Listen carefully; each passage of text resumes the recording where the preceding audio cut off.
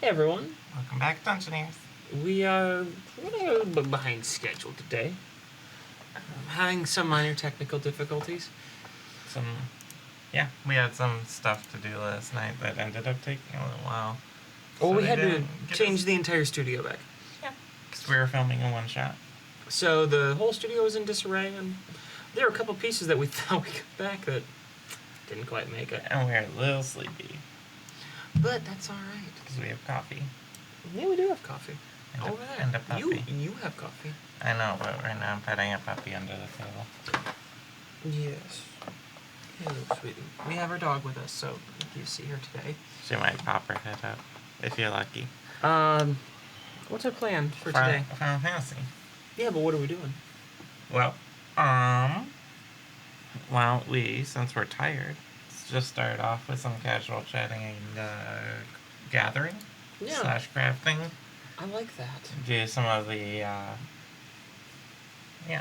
the sort of, what is it, Adventure of the Hand and Adventure of the Land. What? So, the classes. I literally have no idea what that means. So you have Disciple of War and Disciple of Magic. Uh-huh. Disciple of the Hand Oh. and Disciple of the Land. Okay. That's what they call the crafting and gathering. I literally, obviously, had no idea. It's just like, what? Alright. All I know is that I have an odd outfit and a cute hat. And juggler makeup. Well, yeah. Alright, so Where were we when we left off with mining? I'm level 42.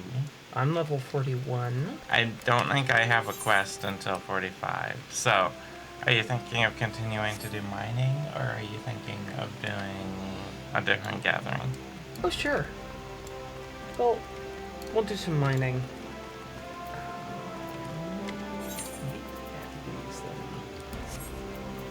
Let's group up. I need to get raw qua electrum. Where is that? Up on Bronze Lake.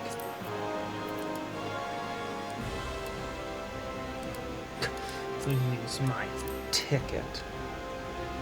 Would you mind pouring some coffee and cream? Yes, I will. Oh, sure.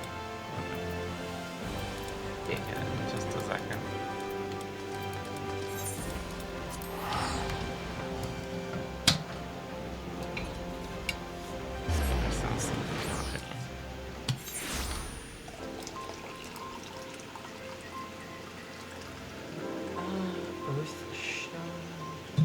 Let's get the qua. There you go. Quick.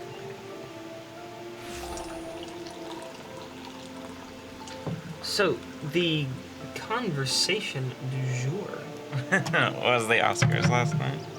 is, oh my. Oh my. And being random people online, we are definitely well equipped and definitely have a good ability to weigh in on it. Yes, we have all the necessary perspectives to say literally goddamn anything about it. Definitely a true statement that is not at all false. And, by the way,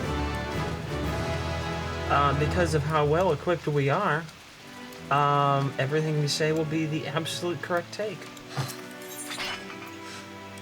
Of course, right? Sure, yeah. Yeah. Sure. Probably. I mean, the whole situation, if you slept underneath a rock this morning and woke up and spoke to no one, if I was still working in an office, I would very much envy you if you could go through your day and by 10:30 in the morning still have spoken to no one. That would be a good day at the office. And not have social media. And not have social media or not pay attention to it. If you do. What happened last night was a Time Worn Goatskin map. Hooray. Huzzah. Huzzah. Huzzah. Chris Rock made a joke at the expense of Jada Pinkett Smith, who is married to Will Smith. And the joke was at the expense of specifically her and alopecia. Alopecia is an autoimmune condition that attacks hair follicles. So you lose hair. It afflicts quite a few women of color. And the people who have it to often talk about the trauma that they feel when dealing with it. People in our society definitely have, there's a lot with hair, In general. I And mean, Rogaine. not just women, men too. Like, our society, and I think a lot of humans in general, just, hair is super important to us. Well, it's one of the ways that people can express themselves regularly every day. That's right there and visible for everyone to see. Yeah, and it is an extension As of someone you. who dyed my hair through all of high school, I think that's true for me. Oh, I mean, hair is, in so many ways, a reflection of who we are. Mm-hmm. So, having a condition that causes you to lose hair, whether it's simply going bald, as many men do, or dealing with the effects of alopecia, it can be really upsetting for people and a really sensitive subject.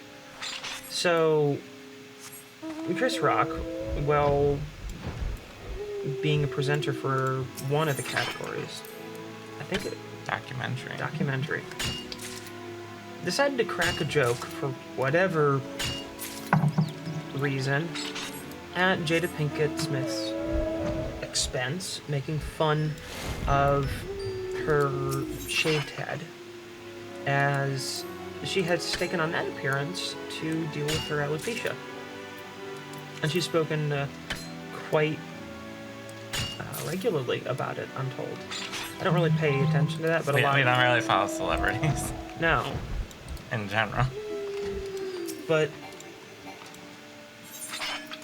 the joke, no matter what you think of the next part, the joke itself was not the most insulting thing in the world, but it was completely uncalled for, offensive, and just in incredibly poor taste. And, only the person who is the target can really judge how it makes them feel. Yeah. But no matter what the joke is, no matter how sort of gentle,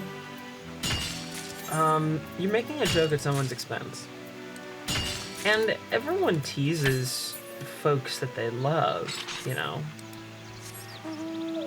We tease each other. Your mom and dad, they tease us. And there are we tease them, definitely contextual situations where a comedian making fun of someone in the audience is like an expected thing. Like if you're like at a roast and someone's heckling, that... Well, if you heckle a comedian, you're gonna get burned. There's generally an expectation there. But this was the Oscars.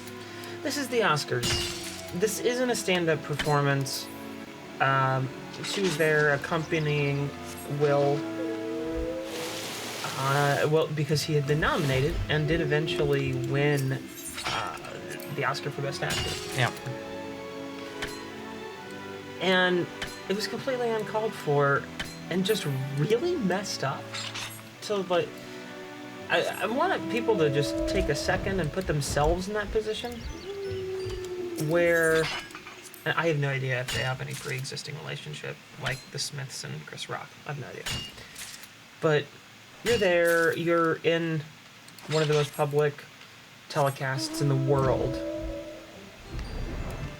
And you've been public about the emotional trauma and discomfort and pain and everything that you've gone through with alopecia.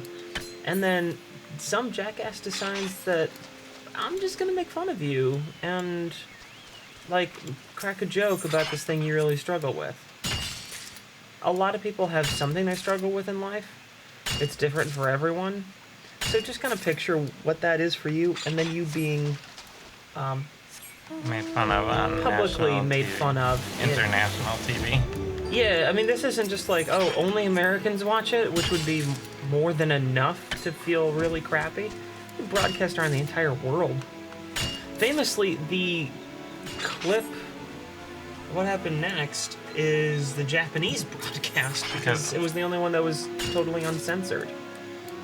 At least the one we saw, yeah. I don't know if there were other ones. There might have been other ones, but it was the first one that people found. So this is broadcast around the world.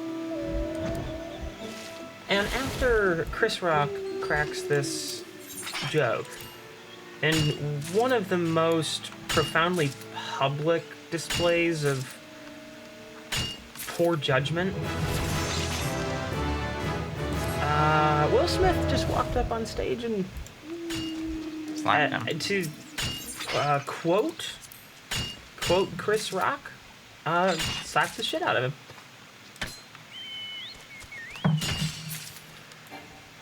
That we were not watching the Oscars last night.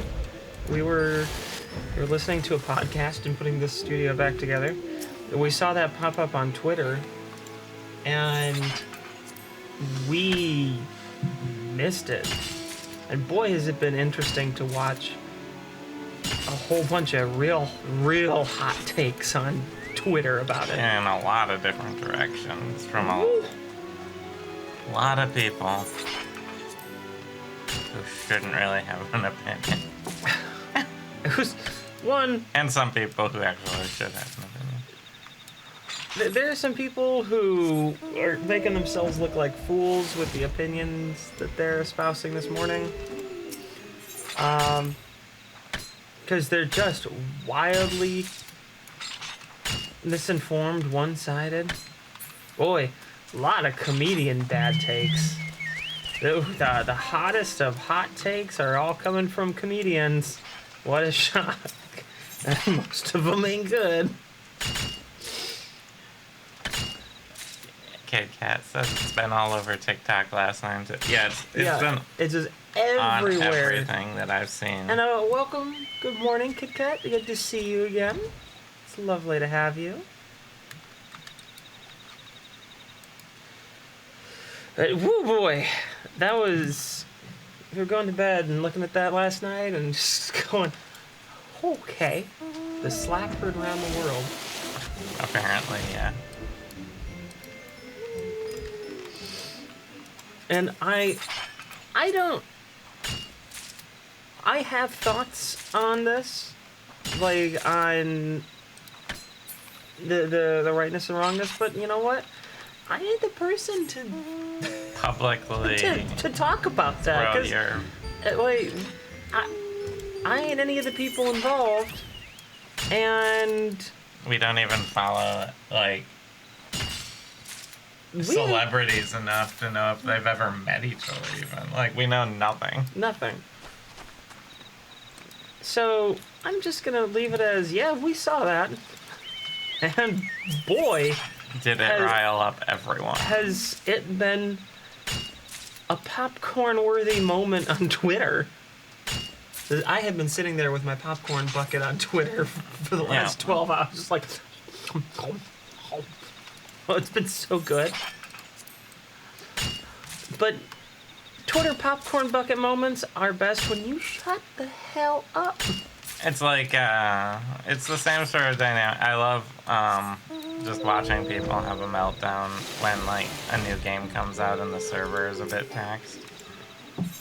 you know, I just like to. I don't wade into it at all, even if I want to play the game. I just sort of sit back and watch the drama. Oh yeah, game launches are the best. Because it's like I don't have, and like this, it's like I don't have an opinion worth sharing, but apparently a lot of people think their opinion is worth sharing. They really think their opinion is worth sharing, and share it they do. Share it they do. But that's what social media is for, right? Yeah. And I mean, it really shouldn't be. This whole scenario is a really good example of a bunch of people talking about something that, you know, realistically just about everyone is gonna see. Yeah. This is spreading so fast. Yeah, I mean, it started out with everyone seeing it because it was on the Oscars, and I mean, I know their viewership numbers have been down, but you know, there's still a lot of people that watch it. I mean, millions of people here in the U.S. and millions more. Around the world saw that, you know? Yeah. So, like, everyone has seen this. And, you know, a lot of people are going to say their opinion, and they're going to probably have a dumb take. They're probably going to have a really dumb take. And also, we are so quick to paint everything in black and white, good and bad, right and wrong. And, like, life doesn't work that way. Are you saying there's nuance? Yeah, there's nuance. There's shades of gray in existence. There's not always gonna be, and there usually never are, just bad or just good people. Like, it doesn't work like that. So, there's gonna be a lot of people, you know, making the hottest of hot takes and throwing around how this person's right, this person's wrong. And none of it really matters. And people are going to have an opinion, they're going to talk about it. But I think there's sort of a bad habit that we make as a society, which is putting a lot more weight than really should be on other people's opinions. And the social media has made this worse, but it hasn't, like, It didn't create it. And people feeling like, oh, I will share my opinion. Because people have always had an opinion. They've always shared it. You just didn't typically have the reach. They just didn't have a megaphone. Right, yeah. And now everyone has a megaphone, so they're shouting constantly into the ether. But we put a lot of weight on what really uninformed people say. But we also, like, those people, everyone seems to feel like they should have an opinion on something. And, like, it is perfectly acceptable.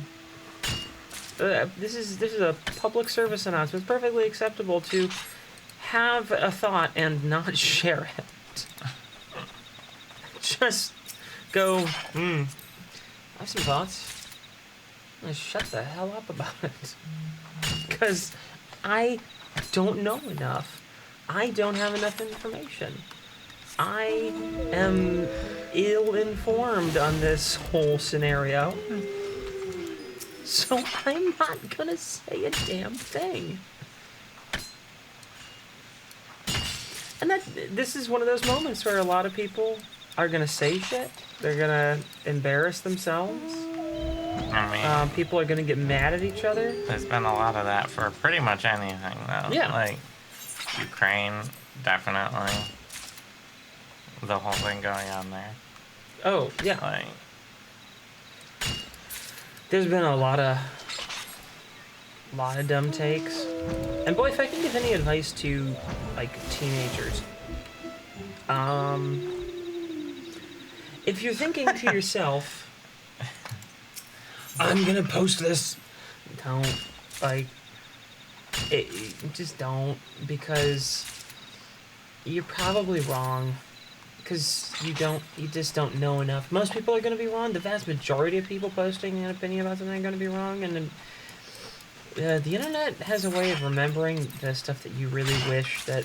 Because it records it. Yeah, you would forget. So if you're a teenager, think maybe a little bit more about... don't post for your benefit. Not for ours. For your benefit. Kid Cat says that... The hub said the other day that I have loud opinions. I told him they're only loud because I'm hard of hearing and have poor volume controls because of it. See? Yeah, that's true. That is true. Well, we know Kid Kat, and your opinions are only loud because you are hard of hearing. We know that. As far as I know, your husband is not hard of hearing, and he seems to have quiet opinions about things because he's always quiet. He is a very quiet person. He's about the softest talker that I've ever met. He's the most even-keeled person. Just, is like his response to most things. Oh, we love him.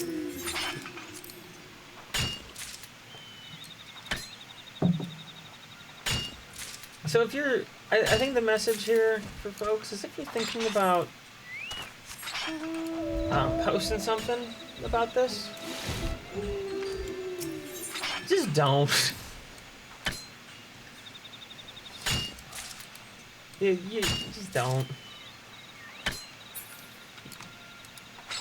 This is not something that we all should be really commenting on unless we have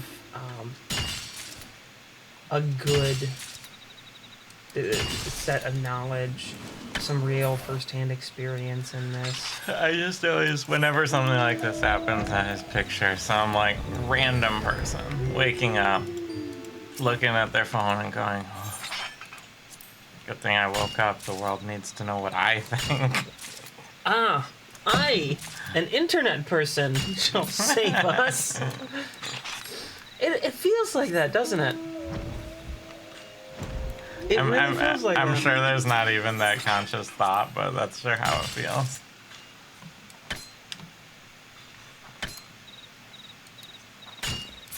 I mean, that's the easy narrative that we can laugh at, is the, don't worry, I shall rescue you, for I am Internet Man. Or woman. I mean, most of the time. Often. Not to be. I've been mansplained enough to. But then you also get the people who are like, I need to circumvent that person and Yes. put out my take that's gonna be refuting them before they do.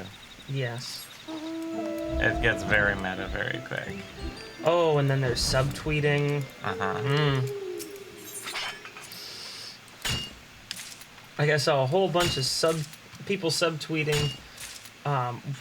One fairly well-known person who put out an opinion, and I didn't know who they were talking about, and then I found that person, and I was just like, well, that explains all of these posts.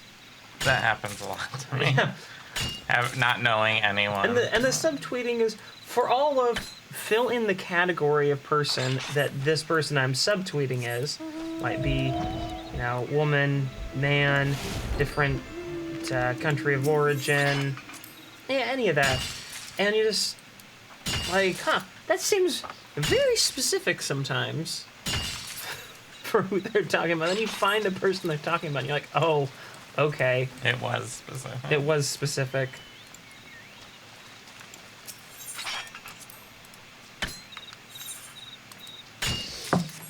So that has been, oh man, this is gonna be, I'm guessing at least at least the rest of this week. Mm-hmm. It will be Unless someone like else the does something. center of conversation in every circle, because there's stories and elements and like who comments about what and like what the fallout from this Plus, is. like, There's just gonna the be, celebrity gossip in general. oh man, TMZ last night. TMZ probably just They're like, oh, they yes, oh god. they finished like involuntarily. That's what they did. They were like, all of TMZ was just watching this. They're like, oh man, Apparently, level 45 is Electromore.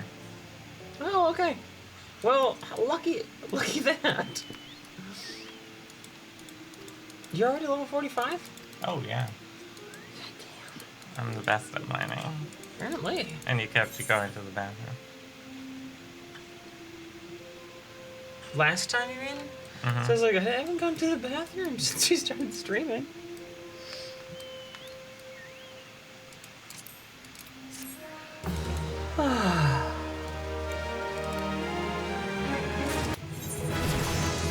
Yeah, I'm guessing a week is what we're gonna get out of this. We might get more. It's possible.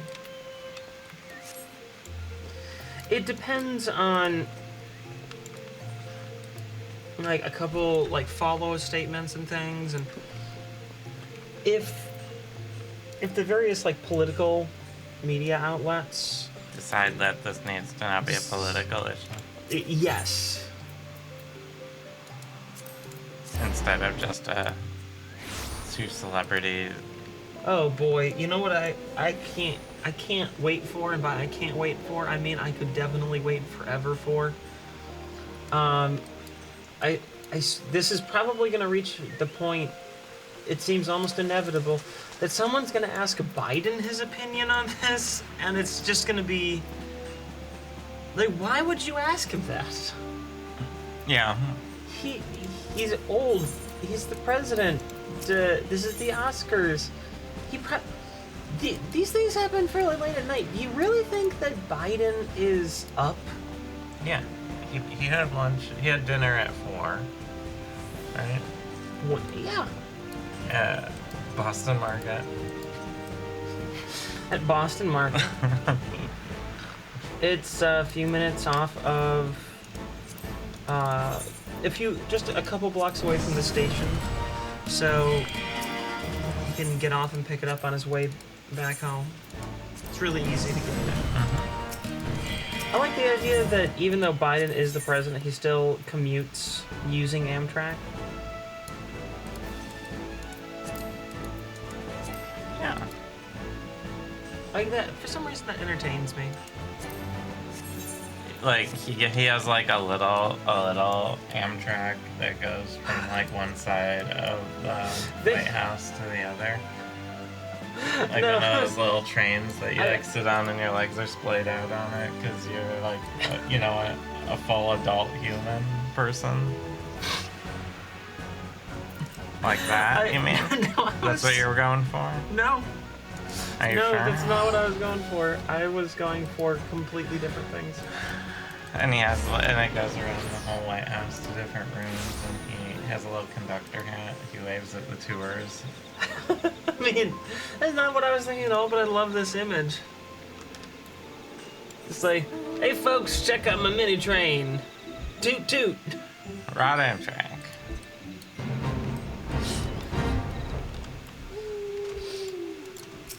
Ain't gonna take no malarkey on this train. Got a little train whistle. Hoot hoot. Mm-hmm.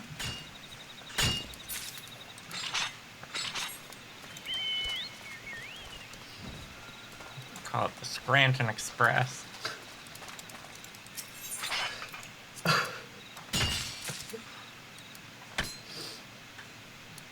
You know what is just a weird show in concept is Thomas the Tank Engine. Yeah. Like, that's just a weird show. it is a show that involves trains that have mouths and can make facial expressions, and they go around the island of Sodor, and I've never quite figured out why an island needs as many trains as it has. It has a lot of trains, and it doesn't seem to be a particularly large island. Isn't it because that's the population? There are human people there. I've never watched. I mean, the trains will like derail from time to time. And like have die? a car crash. No, you would think that would kill them, but it doesn't. Huh. It just ends up. Well, they end up quite upset. Did Thomas have like his boiler explode or anything like that? Not that I remember. But man, that show is like. The trains are pretty extreme. Like, I think the trains need some professional help. Like from an engineer? I'm from a therapist. They seem to, like, they go to extreme lengths. Like, at one point, I think there was a story where the trains, like, sealed themselves away for, like, months in their... train house? In their train house? Thing? Is that what it's called? Roundhouse. Roundhouse. Is it a roundhouse? Roundhouse, because it has, like, the round thing where they rotate. Yeah. Like, man. Like, were they on strike? Were they teaching kids about labor dynamics? I think they were just mad because a new train came to town and it was like an electric train and it was different or something. I really don't remember. But all of the trains in the show would deal with very trainy problems. Like, very train-centric problems. Yeah. But have incredibly human reactions to it. So it was like, I can relate to feeling that way. I have no ability to relate to the fact that, like, it's happening because they got the wrong type of coal when it doesn't taste as good or something. This reminds me of the time my steam pump stopped working. Yes. I, too, get upset when my boiler isn't serviced. Like, such a weird show. Sometimes you just have a derailed day. And it's the it's the narrated story too. See, this is a show I've never seen, so I'm piecing it together as you are talking. So the basic premise is that you have Thomas. Well, as the show, from the show construction. Okay. You have Mr. Conductor. Okay. Who has been a bunch of people. The three people that I remember: Alec Baldwin. So that's a lot right there. Ringo Starr was Mr. Conductor. And George Carlin. Wasn't Pierce Brosnan also? Oh, yes, I believe Pierce Brosnan was. I can't say I like those three. I feel fairly certain that one. I'm like, oh yeah, I think that's right. Not 100% there.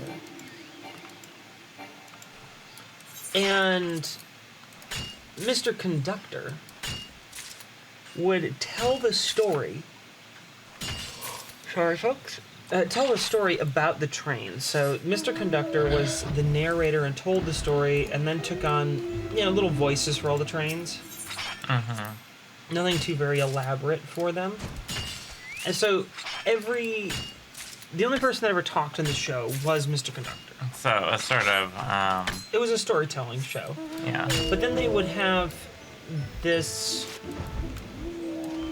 stop motion animation with the trains. And that animation would be visually telling the story that Mr. Conductor is narrating.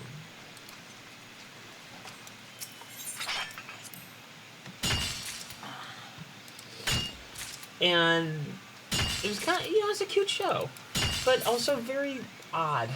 Most kids shows are really odd when you start to break it down. So it'd be like Trains, but then doing like relatable human sort of Yeah, I want to experiences. see if I Like, can pull up a episode plot synopsis. like Thomas was sad because he was stabbed with a knife in a game of back alley poker.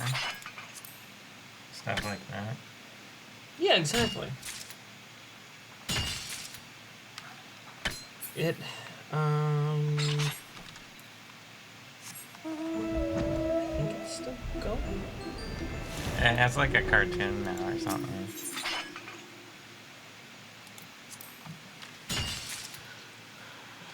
I don't think they do the stop motion anymore.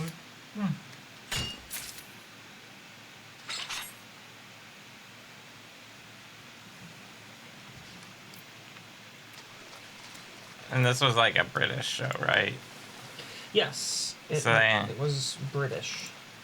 So it was like even less relatable to children in America because it's like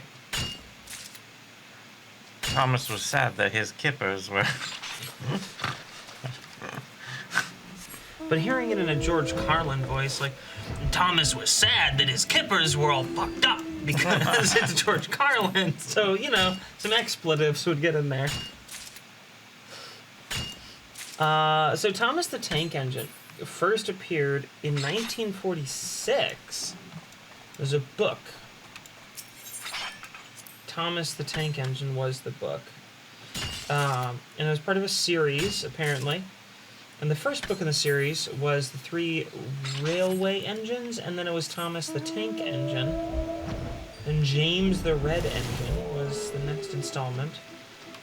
And then they introduced the Lady Engine that had a pink bow and eyelashes. Right? I assume. Yes. Oh, probably. I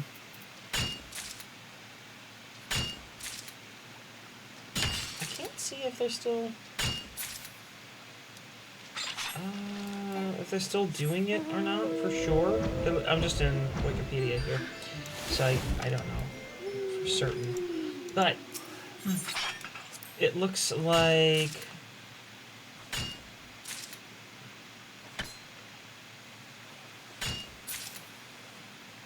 The puppy is asleep on my foot.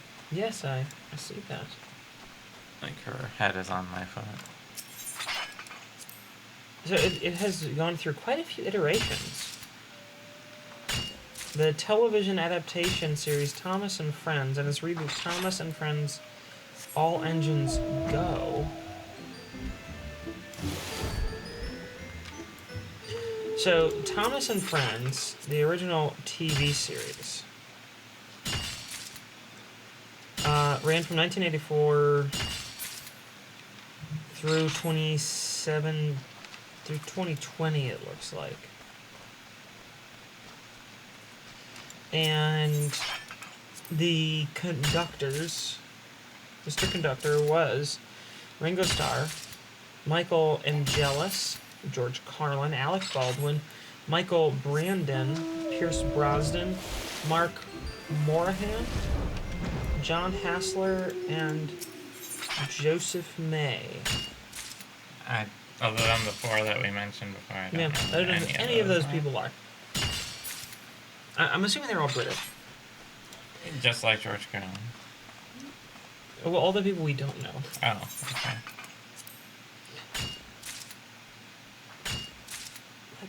I want to get into like the stories because man, some of them were really out there. No, if you want out there kids TV, you go to Gumby. Oh man, Gumby was something else. Gumby made you question reality. I think Gumby was like, there were some people in the 70s that were like, I have LSD and I have clay and a camera and I'm really into surrealist art. Let's make a kids show. Going and So we've gone and watched little bits of like Gumby episode in the Gumby movie. It was absolutely insane. It makes you question yourself and everything around you. Like there was nothing normal at all about those movies. Not even a little. They were so disturbing.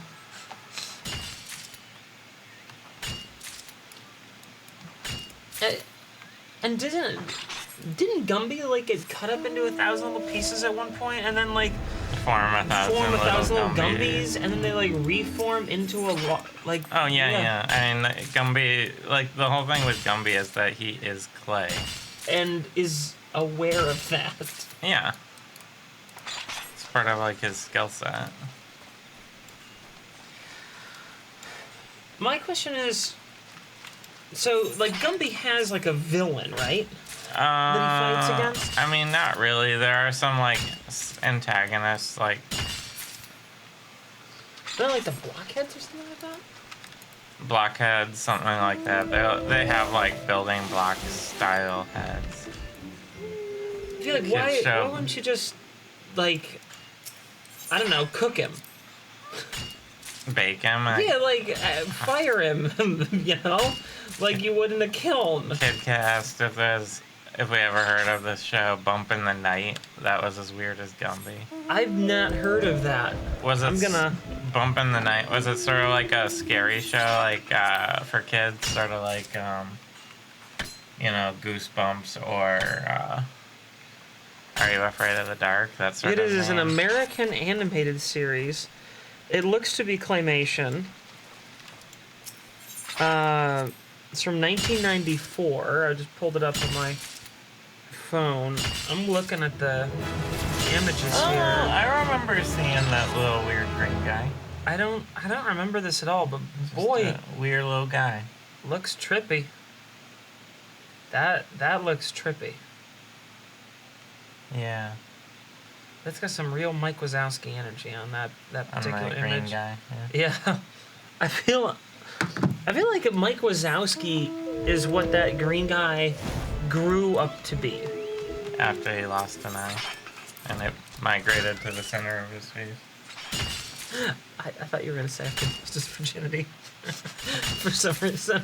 It's like, what an interesting direction she's going. Oh no, that wasn't on where she went. That was detailed very well in the movie.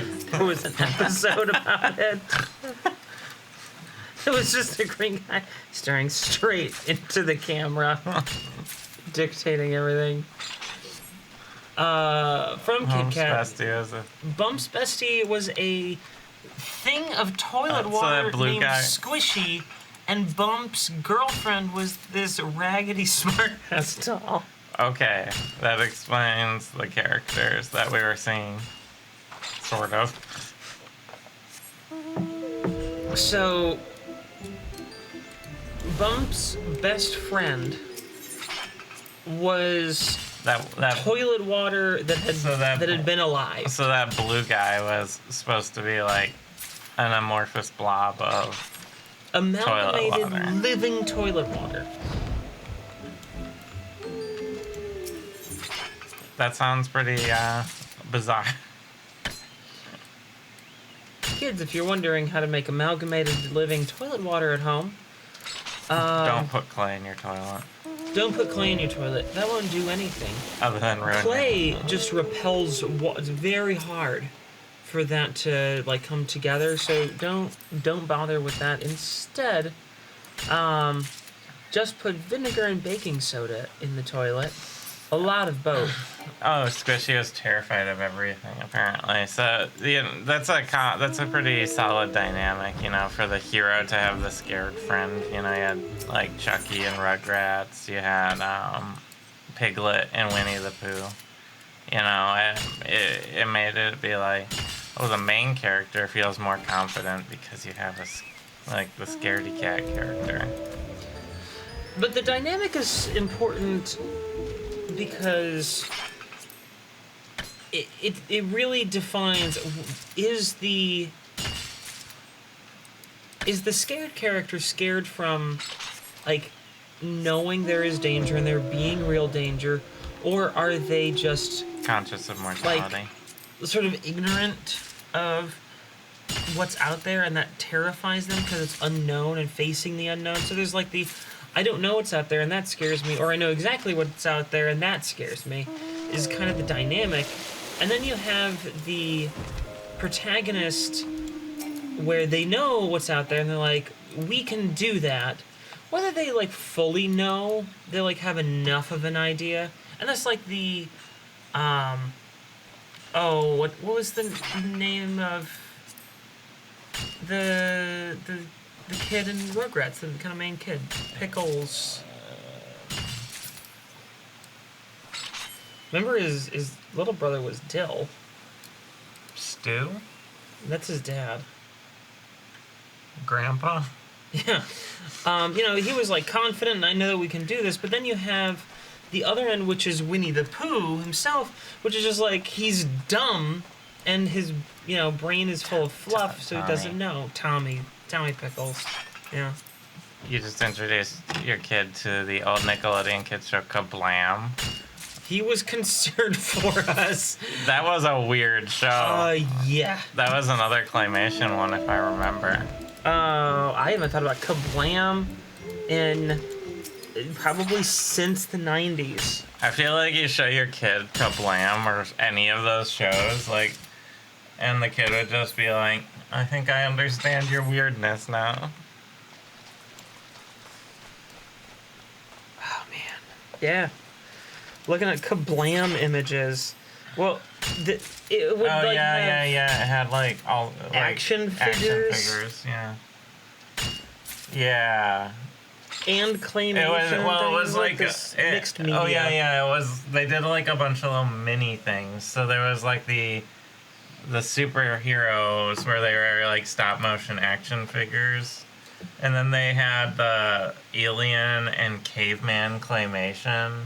Yeah, they had that. Where it was like, an alien trying to teach a caveman, and the caveman would usually just like hit him with a club or something.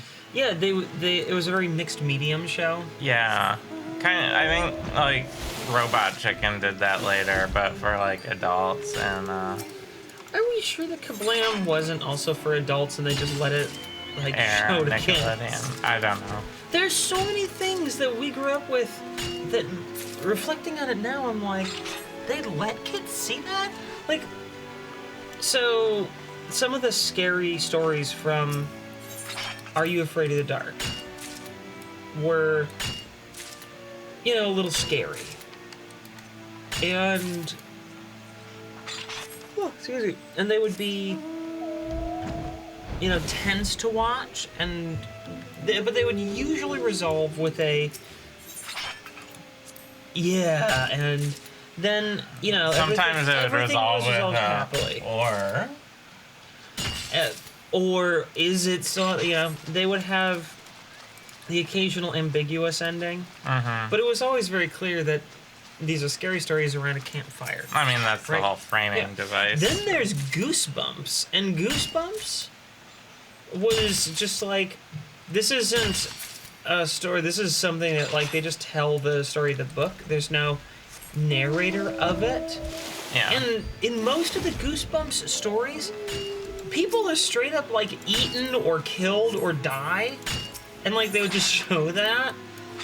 And, like, fairly gruesome deaths. Like, this is what we thought. This is fine. It's kid stuff.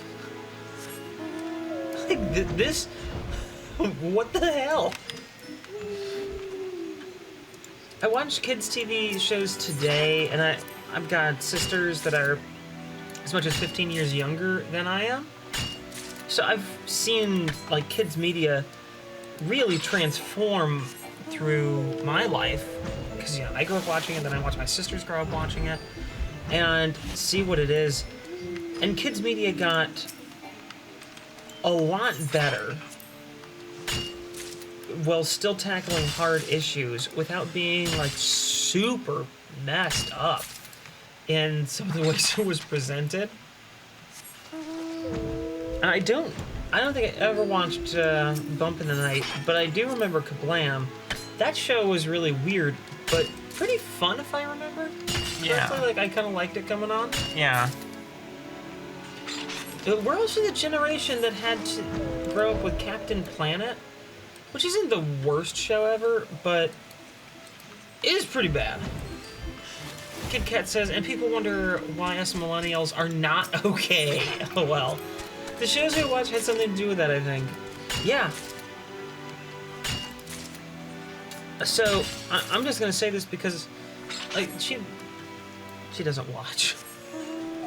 I'm gonna, before I put all of my foot in my mouth, I am gonna go and just check our Twitch viewers here. Because today would be like the one time, right? Where... yeah, we're good. So, my mom doesn't watch. And... Oh, you're talking about your mom. Got it. Yeah, she doesn't watch. She'll say, like, oh, yeah, I love that stream, to, like, be nice, and it's like, you don't actually watch. You know? That's fine. And it's fine. You don't have to pretend like you watch. But I was at my mom's place. My youngest sister was home last week, coming back from the college she's at for spring break, visiting family back home now. And while she was here, we went over to my mom's house because my grandparents came over to see her. So it's my grandparents, my mom, my stepdad, two of us, and my sister. And we're chatting about how a recent study was published that concluded that we are... we had basically lead poisoned, like, all of the world. All of us. So if you were born before the year 1990, which is when the federal government officially banned leaded gasoline, and it had been banned in places before them, like state by state. So, And, this is like a national average. The affected areas varied greatly based on yes, the affected areas. a lot of factors And this is the average. of leaded gasoline, though. But the study concluded that if you're born before the year 1990, you lost an average of 3 intelligence points, 3 IQ points. Which, IQ is also Like non-reflective of real intelligence system. But it's a there's sort of- handy, if wholly inaccurate, way to describe cognitive damage done to someone, done to a large group of people. So the study concluded that an average of 3 IQ points was lost from people born before 1990. And because it's an average, what that really is saying is that over the entire population, that's the average that people lost. But the likelihood of everyone losing that is incredibly low.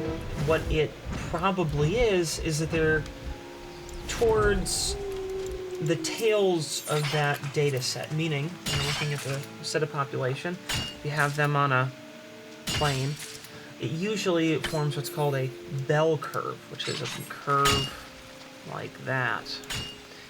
And it looks like a bell, hence bell curve.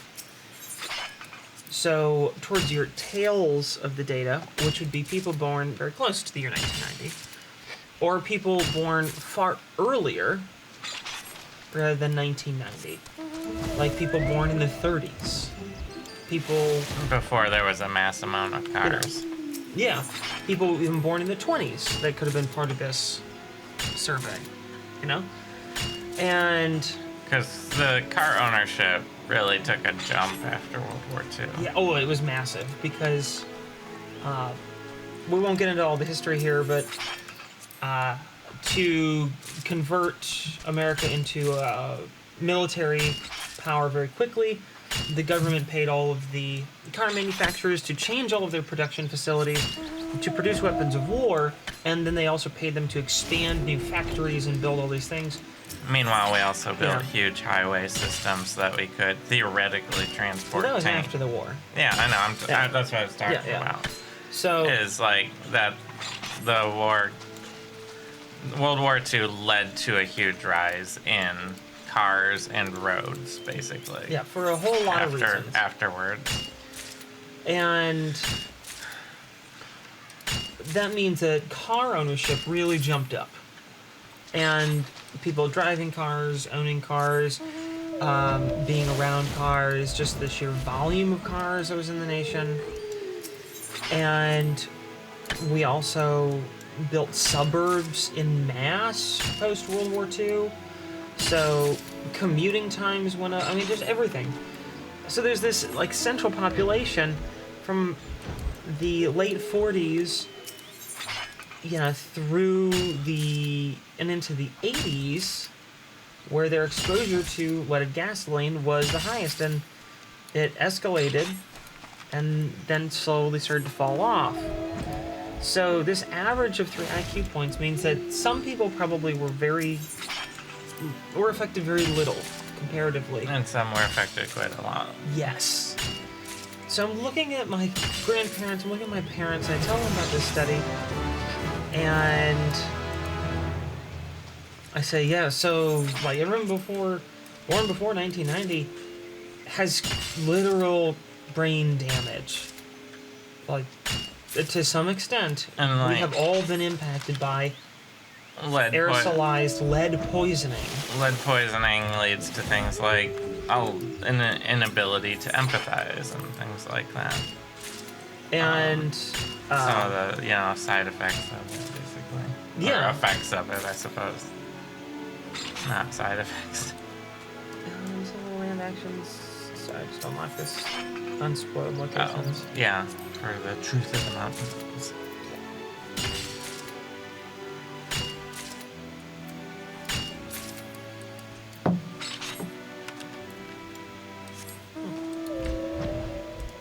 So it turns people into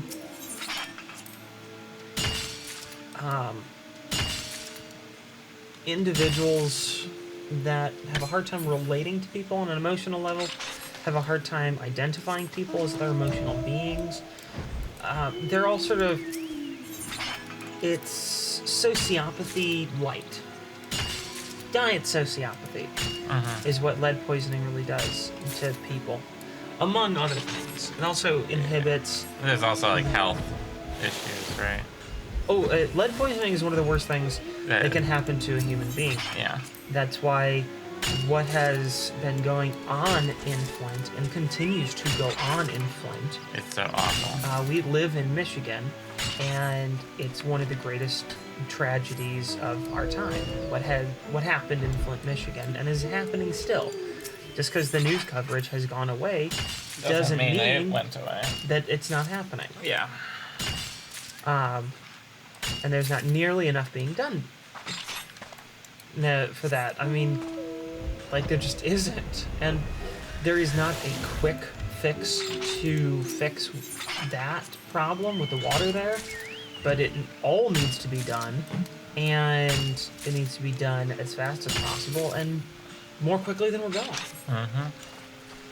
Lead poisoning is terrible, but we were talking about this study with people, especially our parents, kind of referencing Kid Kat and the two of us, because we're all around the same age.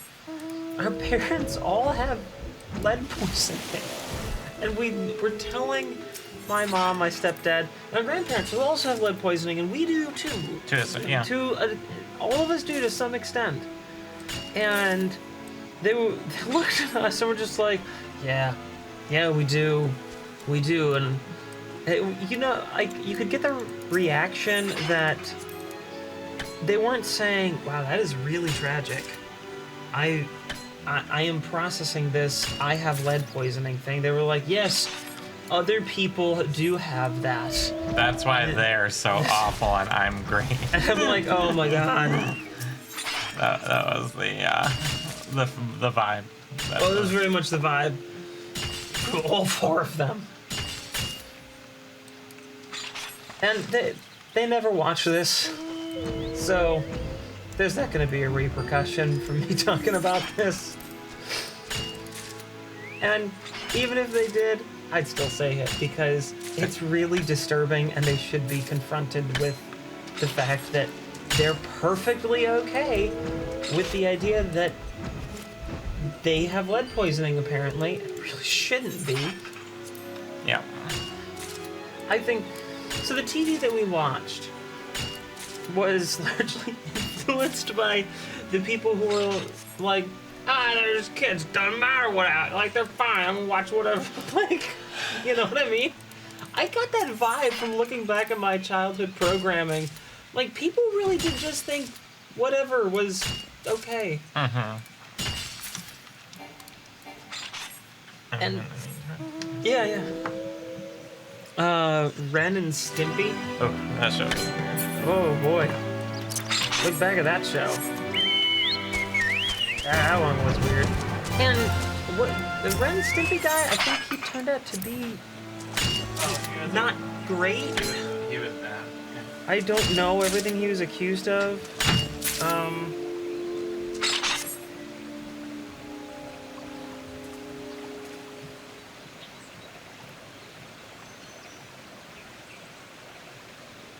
Let's see, what... I know that he was accused of some really bad things. Yes, he was accused of sexual abuse. And was alleged to possess child pornography on his computer. Yeah. Yeah, he was accused of these things. He could not be investigated because the statute of limitations had passed.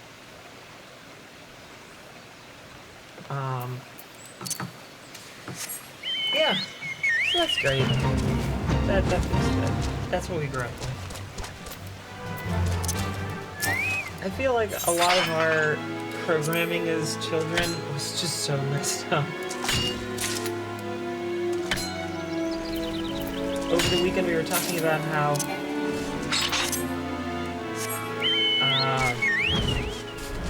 one is that Foxworthy, I think, the new comedy special, and he's whining about participation trophies and kids getting participation trophies, and it found out to be the most bizarre, whiny complaint of like specifically our parents' generation, because, like, we as children, we didn't have, we didn't go to the schools or soccer league or whatever and go like, I want a trophy too, I showed up. No, it was our parents that did, like, they were running everything. They're the adult in the room, and they're the ones who chose to give us participation trophies.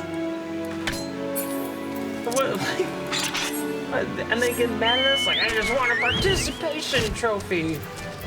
I've never met a millennial that really wants that, or someone from Gen Z. I've never met anyone who actually wants a participation trophy.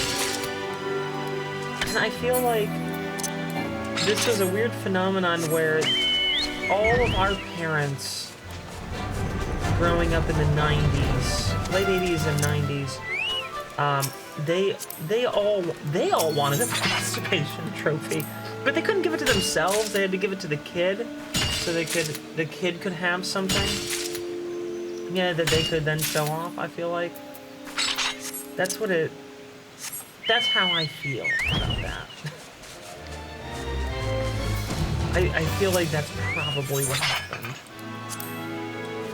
I remember getting a couple of participation ribbons. I don't ever remember a trophy for participating. I always thought the participation stuff was like pretty dumb because I looked at them like, yeah, I know. Why do I care about having a dumb ribbon? When I was a kid, I sucked at sports. Not very good now. I've got, you know, exercise-induced asthma. So I'm not super fast. I can't go really hard for very long because I just run out of breath. And I don't have the greatest hand-eye coordination in the world. And I never pretended to have any of those things. But I remember thinking, I'm not very good at these sports. Why are you giving me a ribbon that says I was present? Oh. Did you just wake up, Sophie? My puppy just woke up. And she wants something. What do you want, sweetheart? Come here. You're just staring at me. I don't know what you want, sweetheart.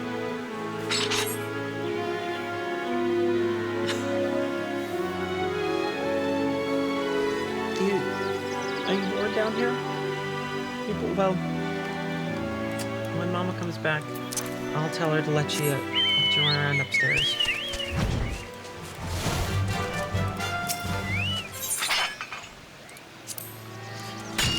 This is the kind of streaming channel where we unpack childhood trauma.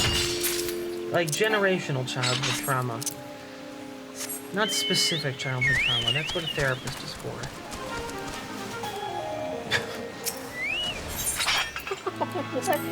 What on earth noise are you making over there? My dog is asleep. I don't know if you can hear that, but my dog is making the best noises today. Woo.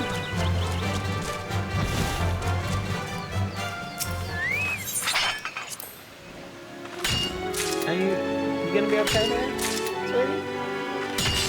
Yeah, she'll be fine.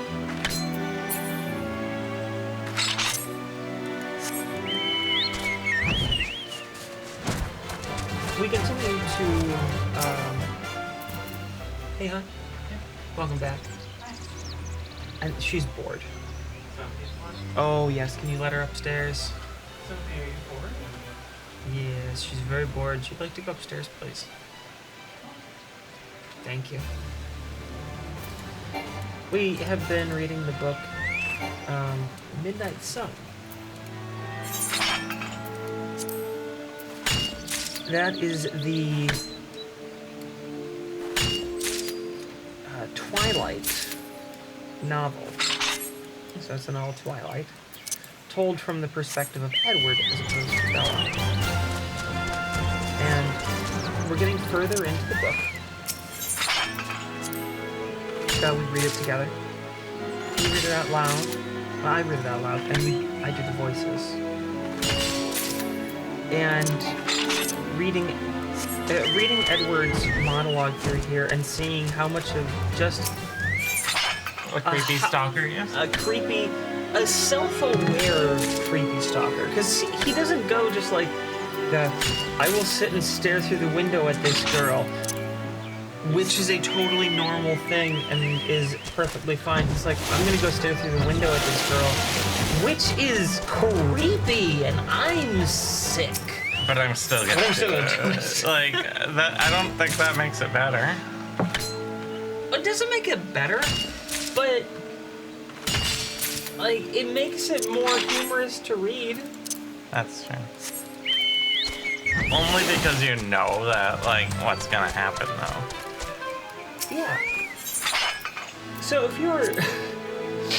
like, I love that this is what happened, and Stephanie Meyer had already written out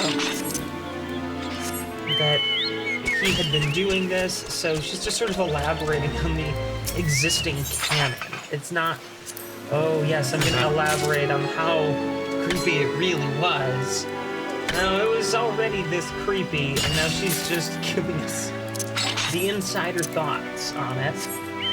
And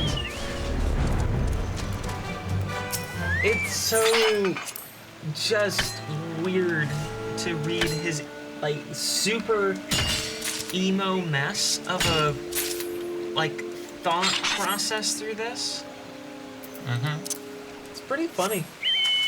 I enjoy reading this book. Because Edward gets very self-reflective about all of his actions and how awful of a person he is, and then just continues doing them. And this is like her way of going, well, I can't make him that much of a stalker, because, yeah, people raise some pretty good points to me in either sense. Like, he's not a great person. He, like, gaslights her and is this emotional whiplash constantly.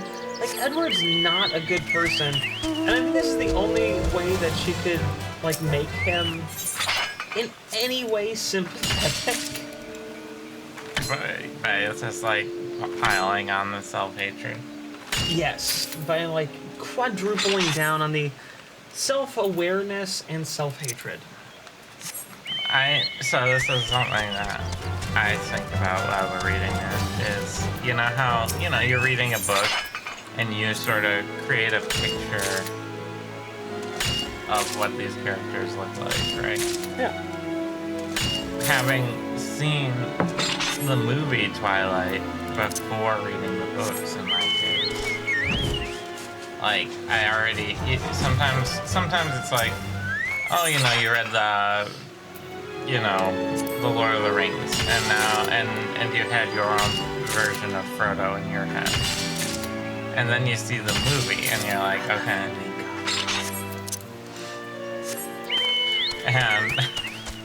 And now you have, like, and it can, like, mess with how you pictured Frodo, because now you have, like, a visual an actor portraying Frodo. Like, you might have always pictured Frodo as sort of, I don't know, like, dumpy and dumb looking and right, just sort of more like average looking, and than like a Hollywood actor tends to.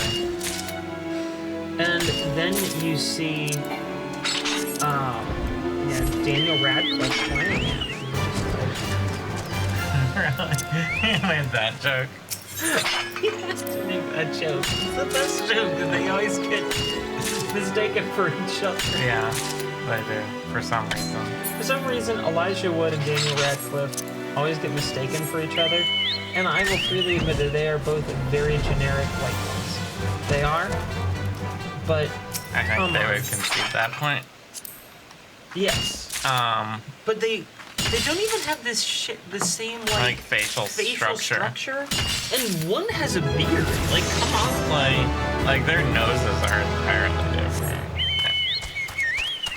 Yeah. I don't know.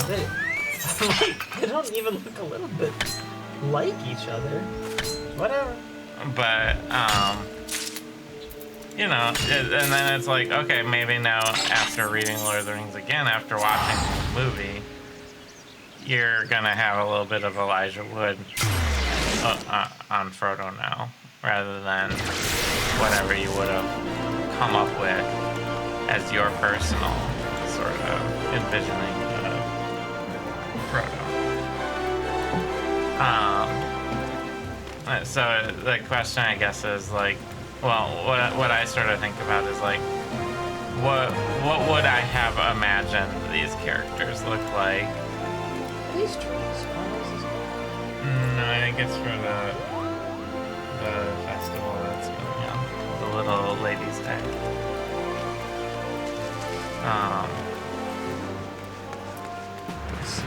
But you know, sometimes I have to go like, okay, what would I have imagined Edward looking like, rather than just have Robert Pattinson, you know, for example.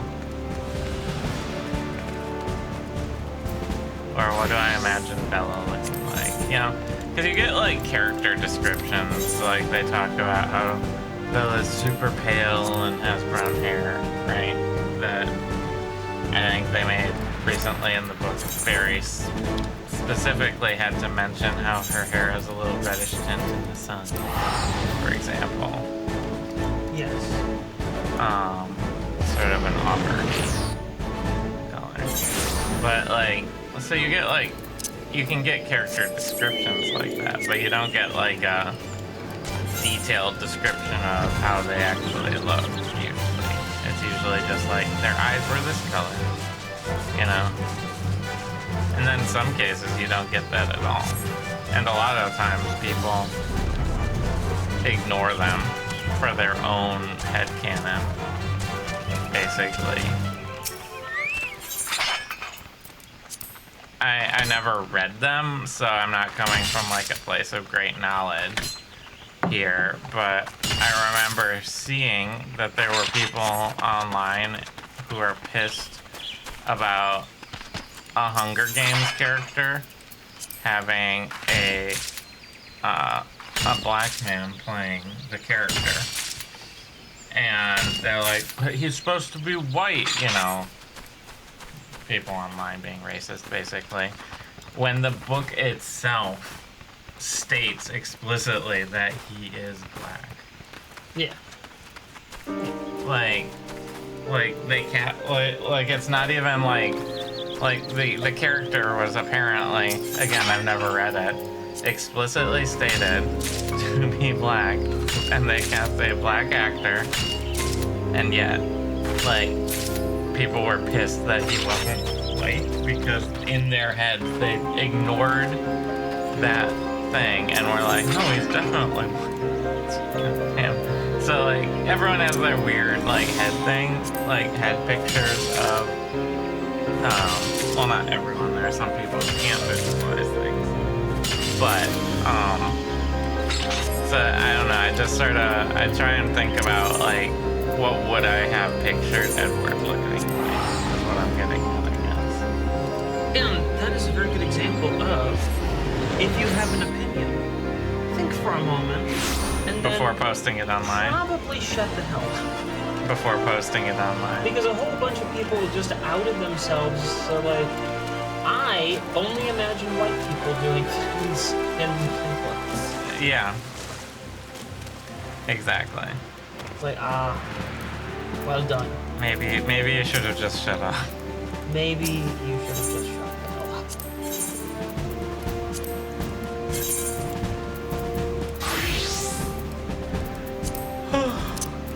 Do you remember that happening? Oh, yeah, I do. Like I've never seen any of the Hunger Games movies, read any of the Hunger Games books. I just remember seeing the online discourse about it when it was coming out. So Same thing happened when, and this is different, but the Harry Potter stage play, whatever it's called, and it doesn't matter, had cast a black woman to portray Hermione. And the people got up in arms. And the racists came out of the woodwork, basically. Yeah. I don't remember seeing that at all, but I wasn't paying like, attention. First, like, yeah, we get it. She was originally portrayed by a white actress, and people generally differ as white. But she is a fictional character. Yeah, this, like, that's what I really don't get, like, when people are like, you didn't cast this fictional character as, like, the way I want it to be, regardless of how it is. Like, I've seen so many, like, stage plays and stuff where they just, like, alright, we're gonna gender swap this character because we've done this Shakespeare play 50 million times, and people are like, yes, this is an interesting retelling of the story. You know? Yeah. Like that I've seen so many times, and like I never have seen anyone upset about stuff like that. You know, hell, one of the best renditions of Hamlet I've ever seen was like an all-black cast doing Hamlet, and it was absolutely amazing. The staging was so good, and like the performances were fantastic. It's almost like And we shouldn't get caught up so much in how our fictional characters and are it's like portrayed. Hamlet is specifically set in, or no, sorry, it was Macbeth. Ugh, my brain is off today. It was Macbeth, and Macbeth is specifically set in Scotland. Mm-hmm. But it didn't matter. No, it doesn't. Especially in the cases of... Should me the cream and coffee with a refill? I'll do the same. Especially in cases of traditionally... characters traditionally portrayed by white individuals. It really does not matter. White people have held on to the power so long that it might be nice to do less of that. Yeah.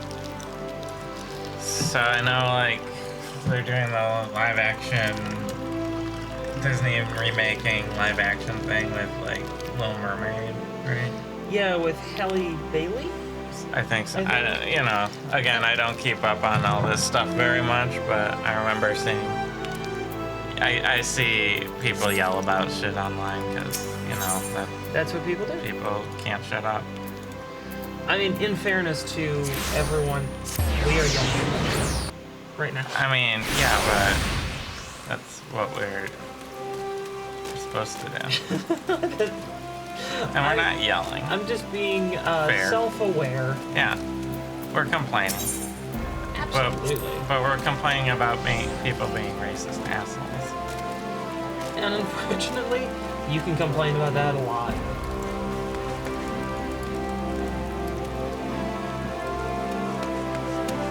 Yeah,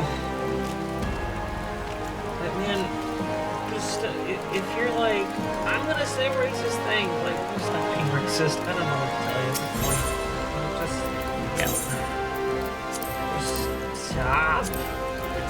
But I mean, speaking from a place where we maybe have more cachet, like, I am pretty tired of Hollywood casting cis people for trans roles, for example. Oh, yeah.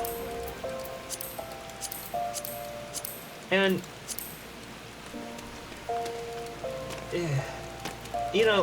full credit to Halle Berry on this.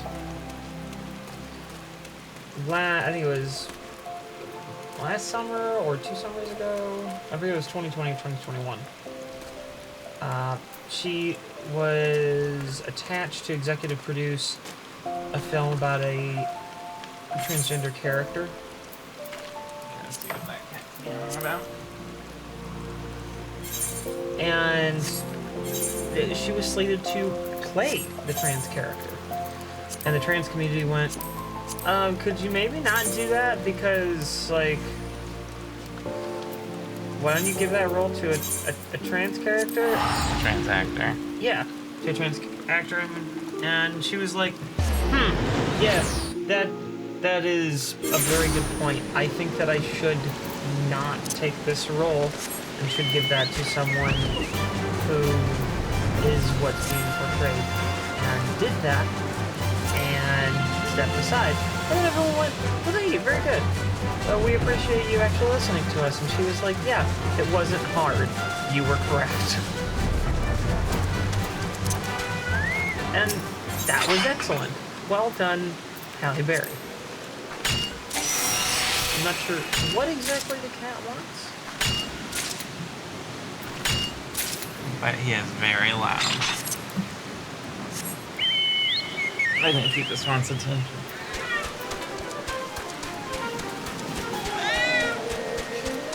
Probably. This is the... Oh yeah, I think he did just want attention. This is the equals of Mexico. I have about 5 seconds before he gets angry at me for yelling and starts attacking me. Well, he won't do it this time because now you've said something. That's what he means to make me look bad. Exactly.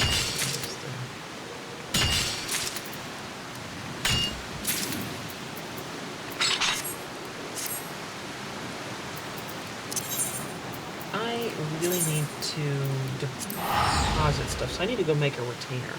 Oh, retainer making Like, segment. I need to make a retainer. Do you know where to do that? Didn't you go to the... Sapphire. Yeah, little bell.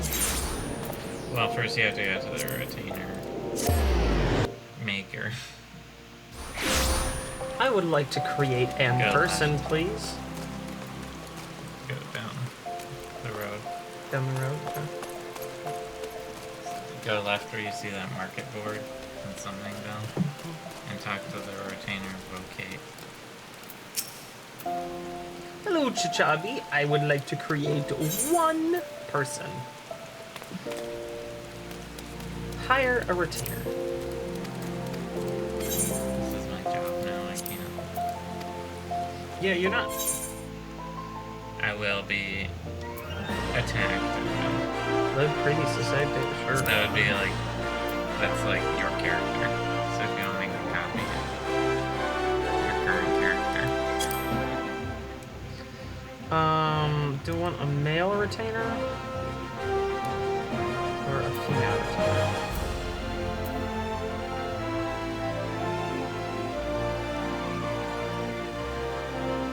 That's what you call.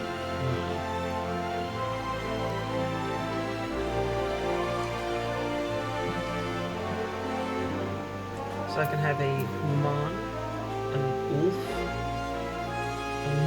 No. a cat Tabaxi. girl. Yeah, basically a tabaxi. A Goliath. Meow, meow, meow. A Goliath, Dragonborn, Catboy, like Big cat. Tigger Boy, and Bunny Girl and Bunny Boy. There is a bunny race in Dungeons and Dragons. Is there? Yeah. What's it called? They came out with Wild Beyond the Witchlight, I believe. Oh, I think so, yeah. Small boat? Oh, my. He's just like, I am naked now, thank you. Deal with it. Unique, I would have what's your unique. Heron gun. Heron gun. I think,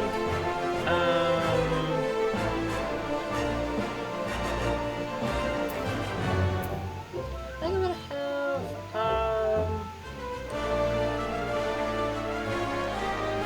I want someone that I could go have brunch with and get Prosecco drunk. So I'm gonna have a cat girl.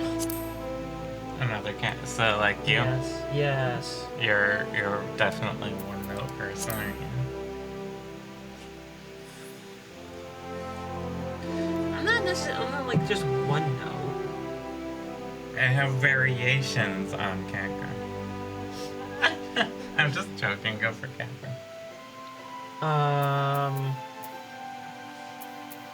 Then you hit check. Shit. Ah, okay. Mm-hmm. Sun, moon, I think you're a keeper of the moon. I think I'm a keeper of the moon, so I'm gonna have a seeker of the sun. Yeah. Are you awake at the daytime or are you awake at night kind of cat, right?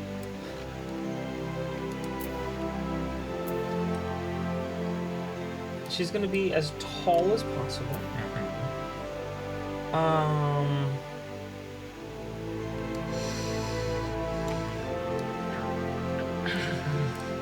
And I don't really care much. What? You don't care about your retainer? They're gonna be holding all your stuff.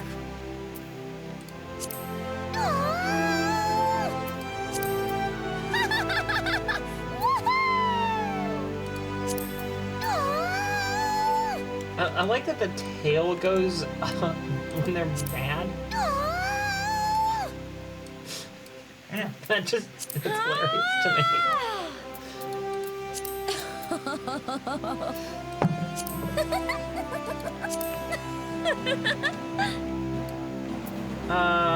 Sure, that voice. Face paint? Yeah, just put some face paint.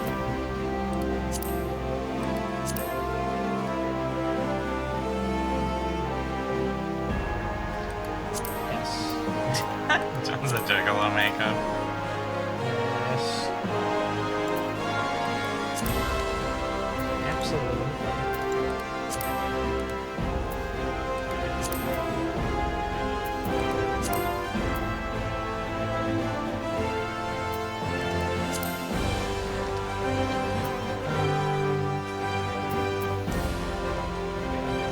Yeah, I got my fight. Scratch there.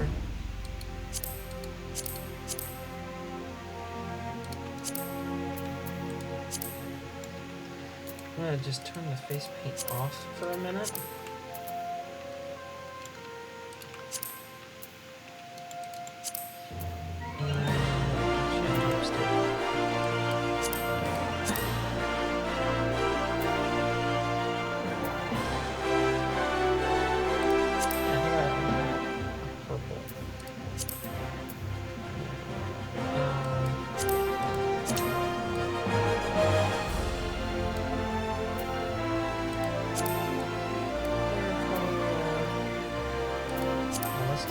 Let's do some highlights.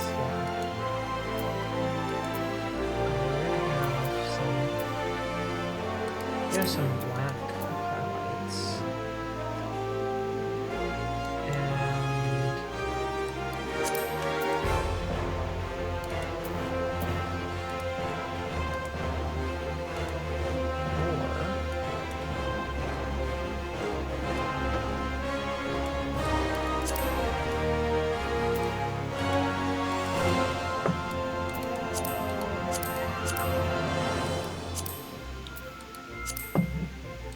Purple and black. She's an emo cat.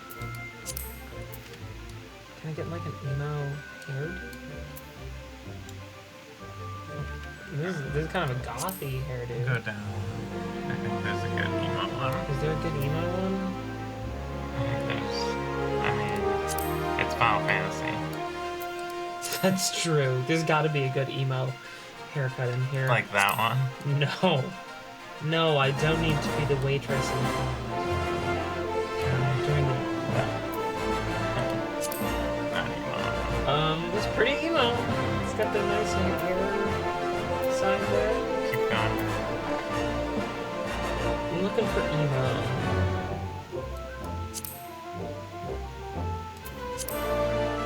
Try the last one. It's pretty emo. Yeah. That's pretty emo. I like that. Long tail. Oh, and it's maximum length tail. Forever. And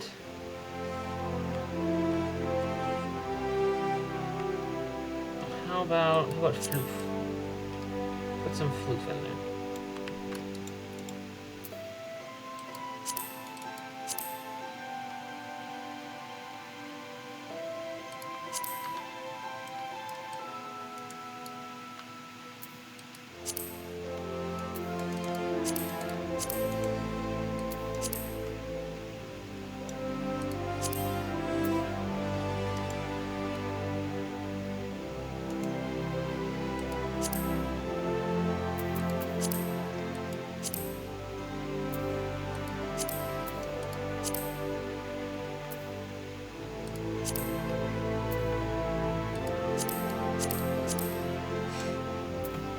Okay, you're like, I really don't care about this, and then you're like, Well, then you were like, really you don't care. care about your retainer? And I was like, well, okay, fine.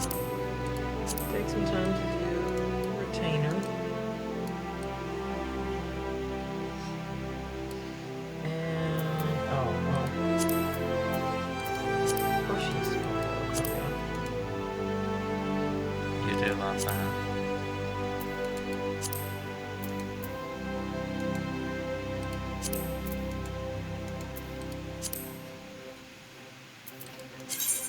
Yeah, there we go.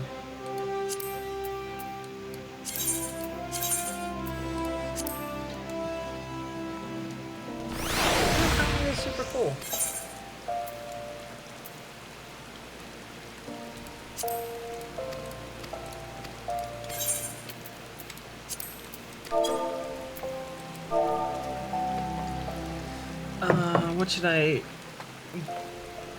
What nickname should I give my retainer? Miss Kitty.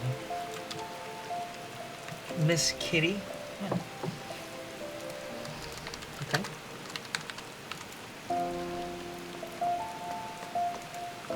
I'm gonna go with Miss Kit. Because you can't have a space. You can't have a space. No. What about a hyphen? I don't know. I'm kind of liking Miss Kit. Is that Miss Kit? I like Miss Kit. Yeah. It's like biscuit. Exactly. Hire the services of Miss Kit. Yes. Wait, why didn't I... What did it say? Oh, the name I've chosen is unavailable. Oh, you can't have. Okay. I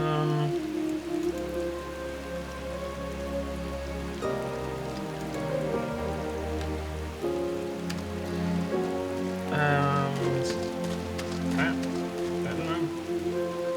This feels more important. This is pretty important.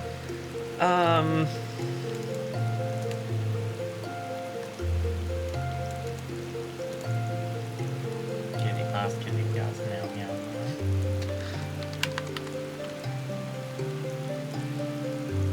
Kitty paw.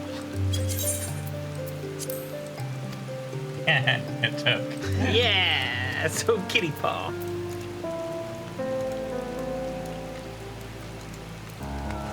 There you go. You did it.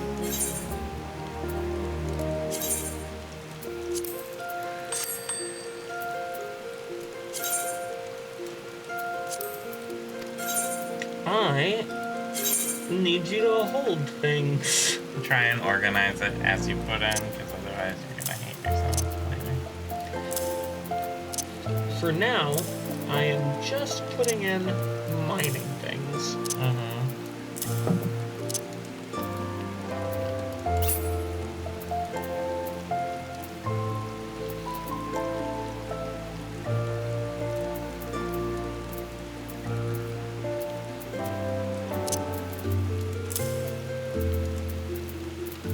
I feel like I need more copper ore, probably. I don't have a whole lot of the lower level stuff.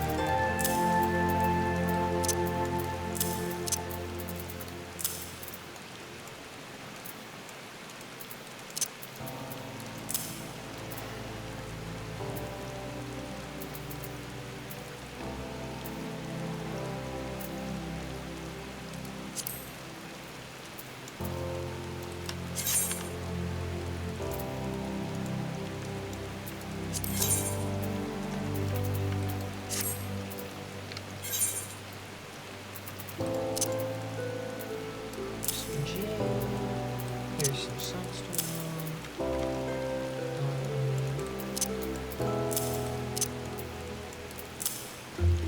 These rocks come from anything? Yes. I thought, but wasn't sure.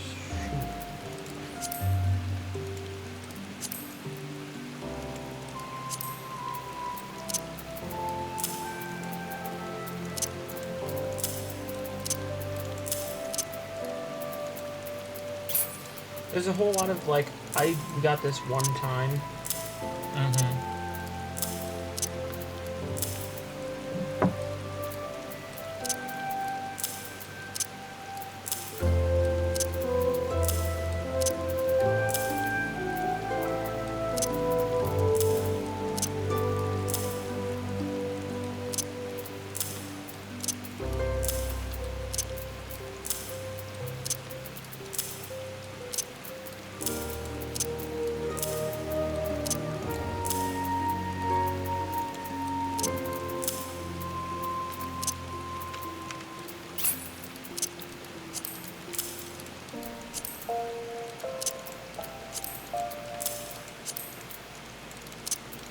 I'm taking some of the gemstone stuff and setting another tab, Trying to be organized. yeah, a little bit.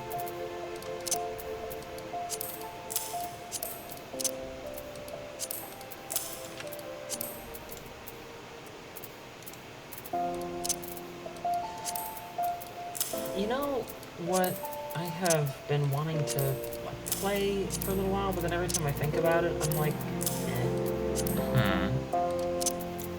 Minecraft. Every time I think about starting up in Minecraft, I'm just like, You're just like, I'm already exhausted. yeah. Because of how much, like, startup there is. Oh, there's so much startup. And this isn't a criticism No, of the game. we love Like, Minecraft. it really isn't. Well, no, it might scratch that itch. Valheim. Yeah. I've been thinking about playing Valheim.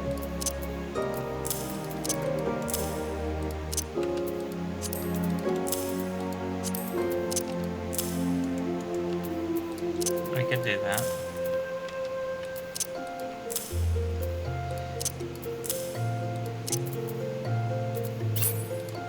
Maybe we'll do like an occasional Valheim stream. We could do that. We have been playing Valheim for a while.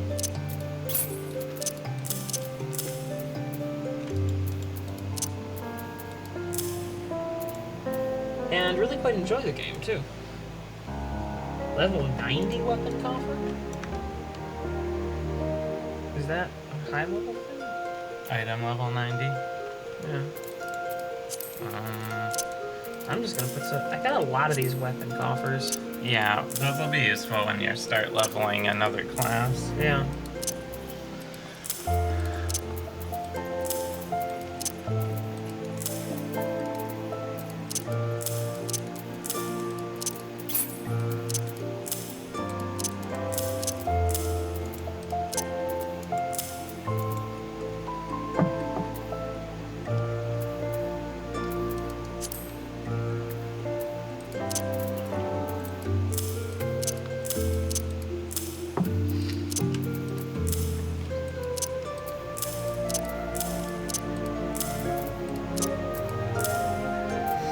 Because we never bothered. No, we never bothered to them. open them up. Because it honestly doesn't really matter all that much. Yeah.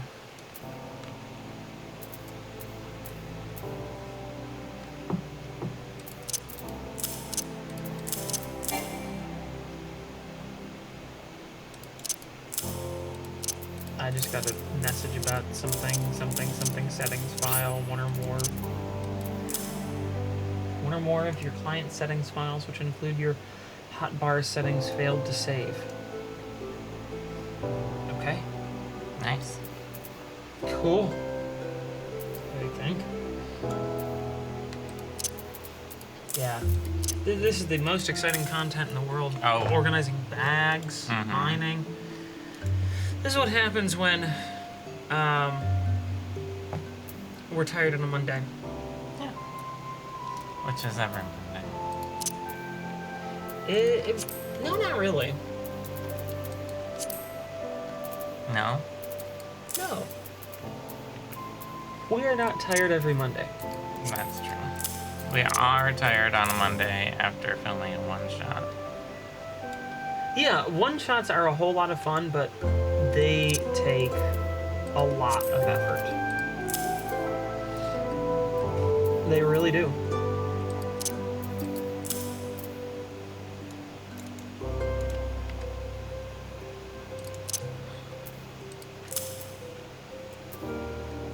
Grapeseed garden cultivation? Housing.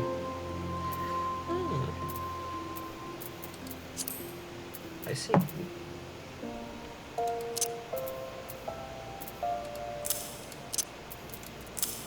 I'll put them in there. Just cleaning up the vets. cleaning out my bags. I have so many things in here. Just tons of stuff. Yeah, I need to sit down and do the same thing. But I'll probably do that down the road here. Because I have to think about what I want for my routine. Oh, is it your time to make a routine? No, I'm just... I'm gonna put that camera over to you. No. 'Cause I am organizing I know, I love imaginary things in a bag. I love it. I'm going after Truth of the Mountain Rocky Outcrop. I'm finally putting my Aetheryte tickets in the bank so it doesn't ask me if I want to use it. Every time. Why on earth would I ever want to use it? Never gonna use these. They're for... They're limited, and that means to never ever use them. What are they thinking?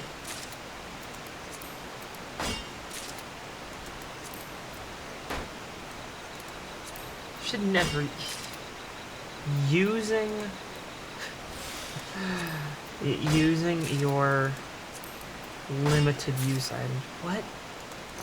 What sort of monster? You're gonna use that? What an idiot! What a loser! Ah, man. More for us though, right?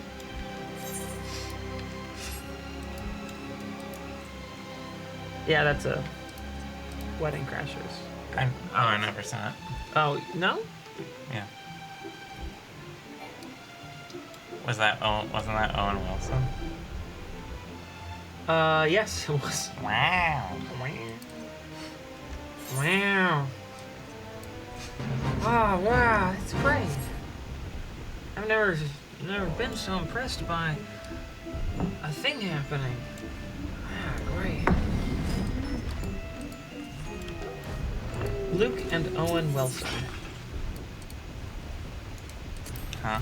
The two of them are just like the most, yeah, I'm existing kind of characters. It's great.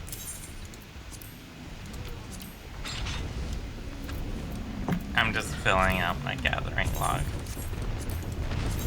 That's all I'm doing. Nothing super exciting. The egg of a domesticated chicken. Is that like a cooking thing? Yeah. Okay. Cooking is the most annoying crafting quest to develop.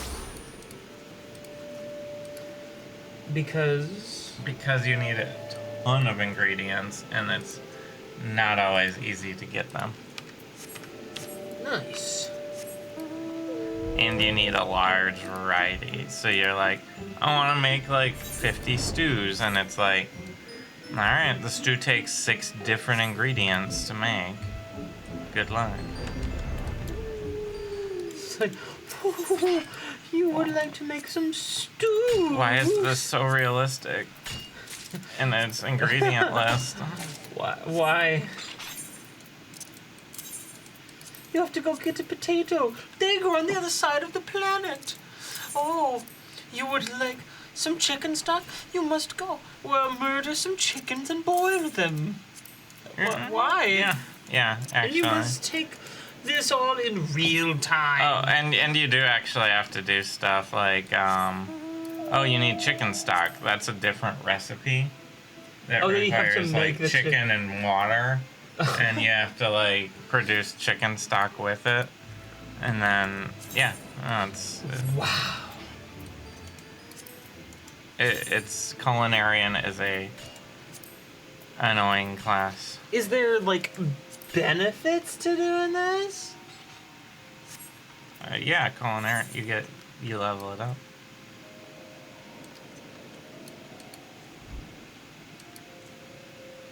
But is there like? I mean, yeah, you can. It's a good buff thing, and you can sell it for like rating and stuff. You know. at Can the you? highest level. Yeah. Unlike some other MMOs, they actually did a good job in this game keeping all of the crafting classes relevant. Huh. Well, how's about that? So, A game that keeps crafting an aspect of their game relevant. Never thought I would have seen that coming. Mm-hmm. Oh, I forgot that I had this buffalo calf. Yeah, you should Yeah. learn it. Cooking shit. Did you ever use your key to get your Magitech armor mount? I don't know. That's why I'm going through this. Yeah, it's a bit of a mess, isn't it? Because we just been pushing through,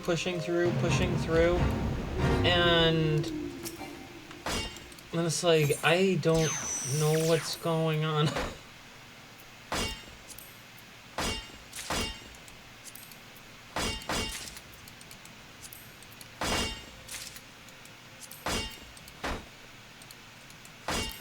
I'd like picked out a bunch of rewards for things. I have no idea what's going on.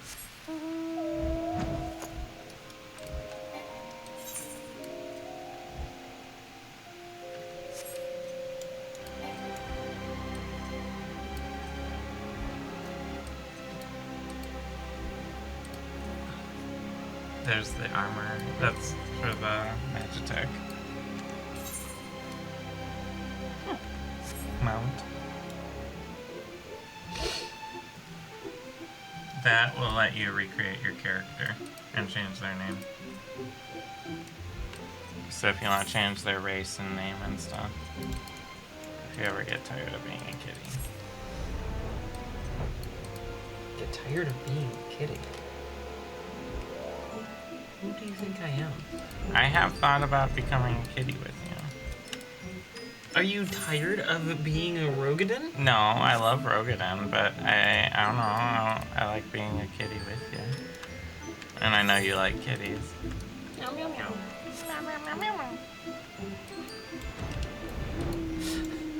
That was one of the more odd things growing up.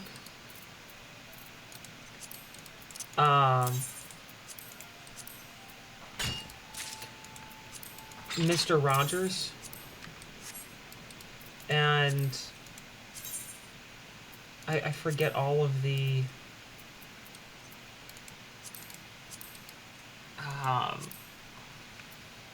what was his made-up land? Is it the Kingdom of Fantasy or Imagination or something like that? I don't remember. With Good King Friday and everything? Yeah. But he had a cat character in there. And the cat would just go meow, meow, meow, meow, meow. Yeah.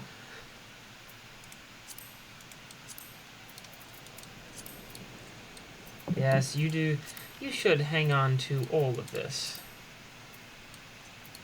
Yes, yes, hang on to all my things.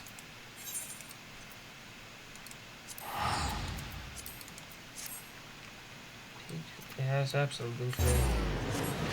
Spirit bond for equipment again. Oh, okay, so that's. Okay. What is this weak paralyzing potion? Should reduce temper balance and motor skills. Is that supposed to? I don't know. I don't know.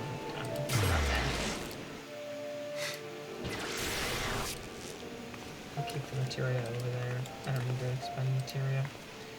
Thank you, my retainer. Should I make my, I don't know, retainer? Oh, yeah, absolutely.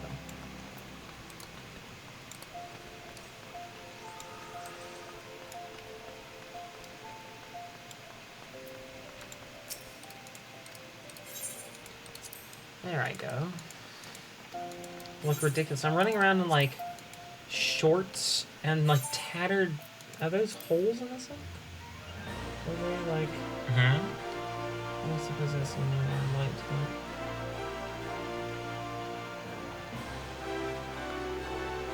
No, I think you have like garters. Yeah, they're garters. Okay, couldn't quite tell. Well, it's nighttime in the game, so it's a little hard to see things. All right. So what should my What should your retainer be?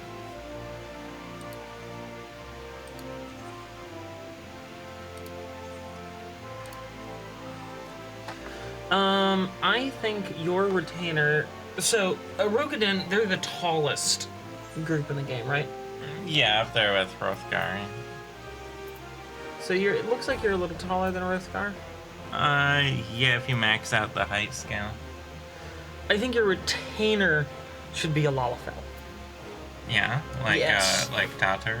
Yes, like Tana. And make them the shortest that you can make them.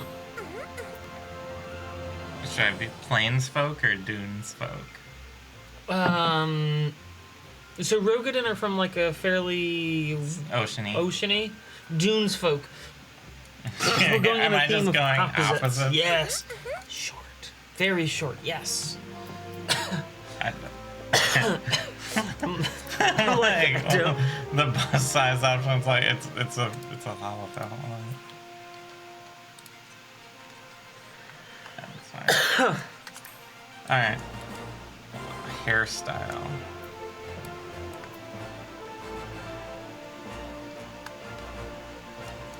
I don't have time to join your fate. It's very ostentatious hair for a Lalafell.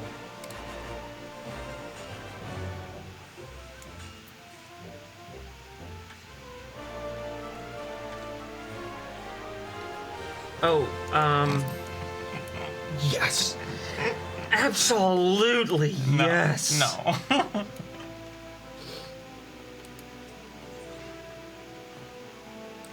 I think that she needs to have the biggest hair. The biggest hair. The biggest hair.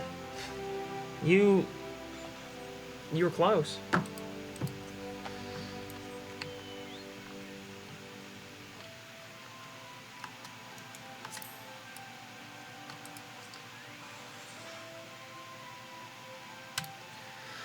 It demand choice, Shell. Oh, look at that. The Final Fantasy hair. Yes. All the gel. All the gel. It is just a pile of gel With a little hair in there. with a person.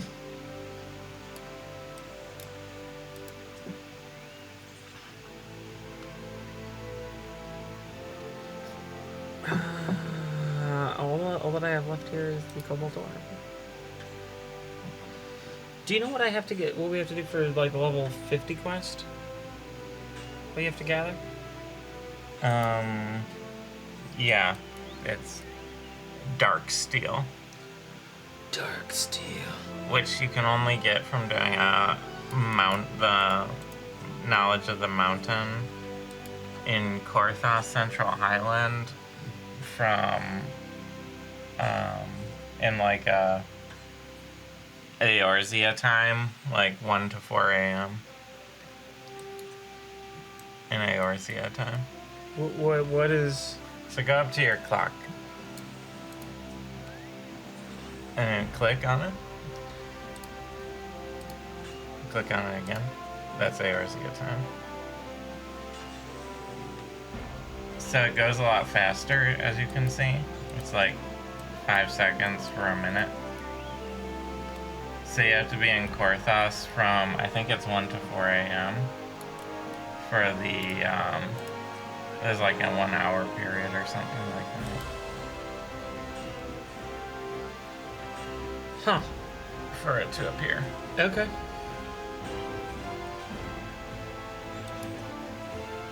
I mean, click on, are you in No, you're in, the Ceruleum.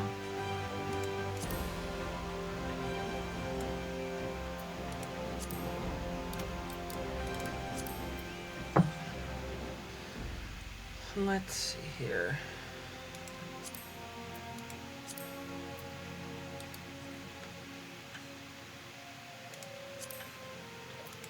Oh, I'm swinging it. Got one.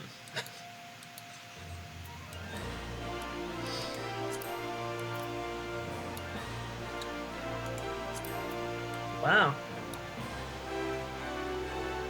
This is a cool model over here.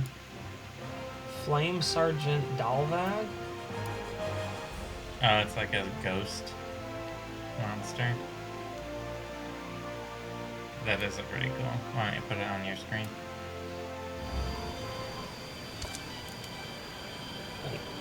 Neat. Cool. I think my favorite innovation from Final Fantasy is the sneaking while you mine and stuff. They can just, yeah, I'm just gonna disappear. I like that.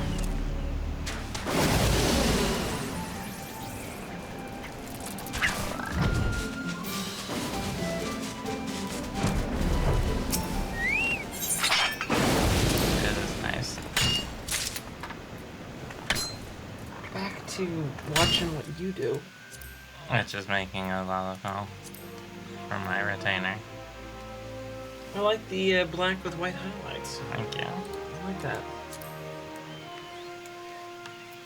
That's almost as emo as the purple with black highlights. Black lipstick.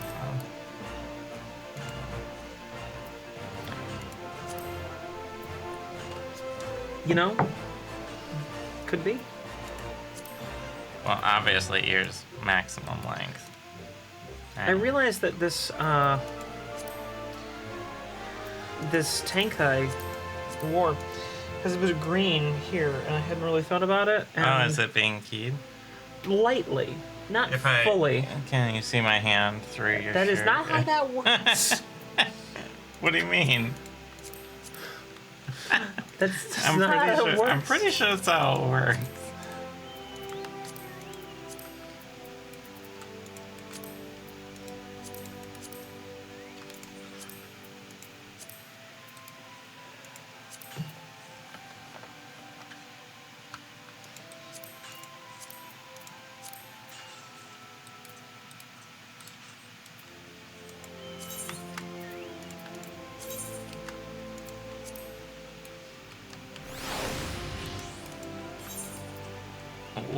What's my retainer's personality? Your retainer's personality.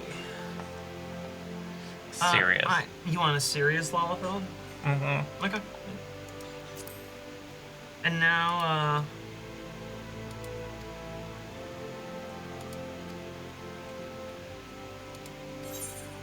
I think you need to name the retainer now? Yeah. What should my Lalafell's retainer's name be?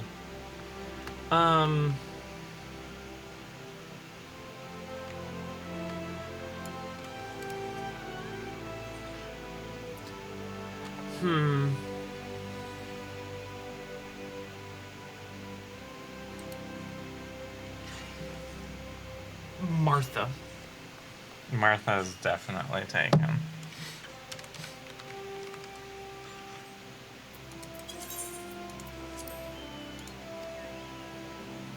Yeah.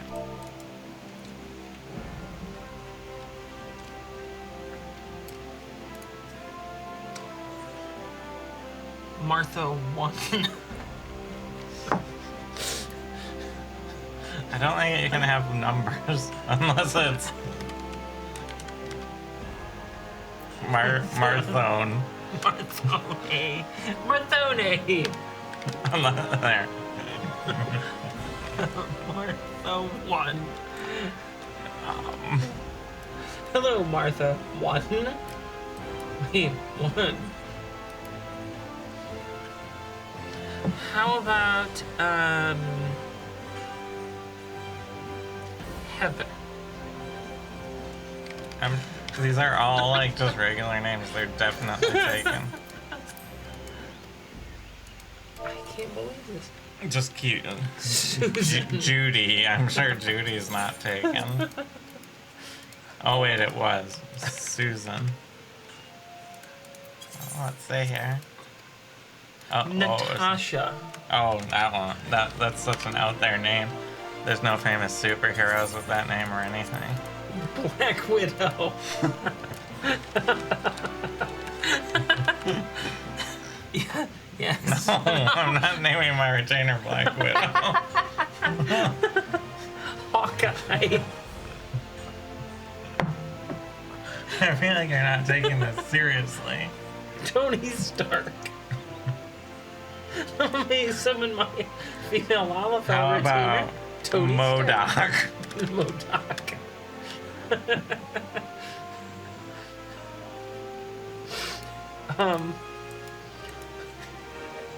War Machine. War Machine.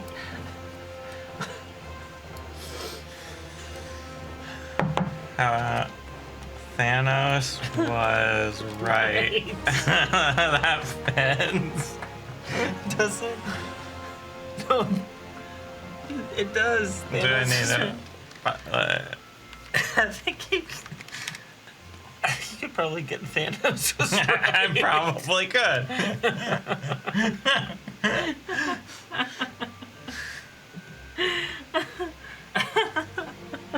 I like that idea. This is a very unique name, very unconventional. That I'm sure no one has. Tattoo. Tata 2 instead of Tataru. Instead of Tataru, it's Tata 2. I like Tata too.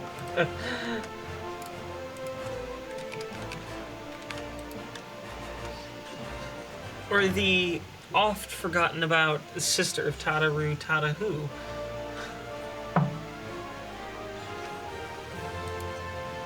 No. The first clever one I come up with, and you're like, How about Tata 2 but with a U instead of an O-W-O? yeah, That actually sounds like a Lalafell name. Tata Too Fast, Too Furious. It took. It's Tata 2. Yes, now I'm gonna call her Tata Too Fast, Too Furious. Alright, go to you now because I'm gonna be putting stuff in a bag. There we go. It meant toy shield. What? It meant toy shield. What? It meant toy shield. What? It meant toy shield. I don't think the joke gets better the longer we do it. It's working for me. You ever just keep going on a joke and you're like, it ain't working. And the only reason you keep going is because You hope it starts you working. just hope it starts to work. That was this, right? Yeah. Yeah. Yeah, that's right.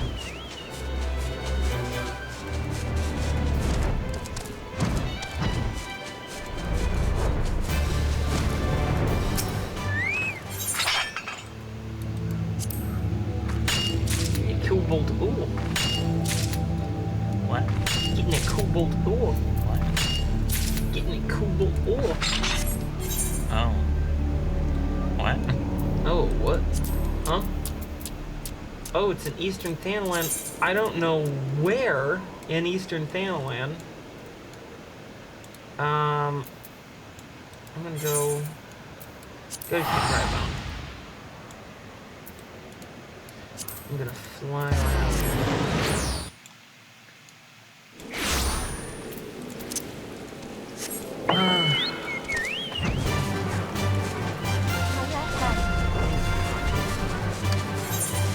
Coffee is really rare, but accurate. And everyone loves it. Unspoiled mineral deposit. Whoa. I have an unspoiled mineral deposit. Oh, from your mountain view. Yeah.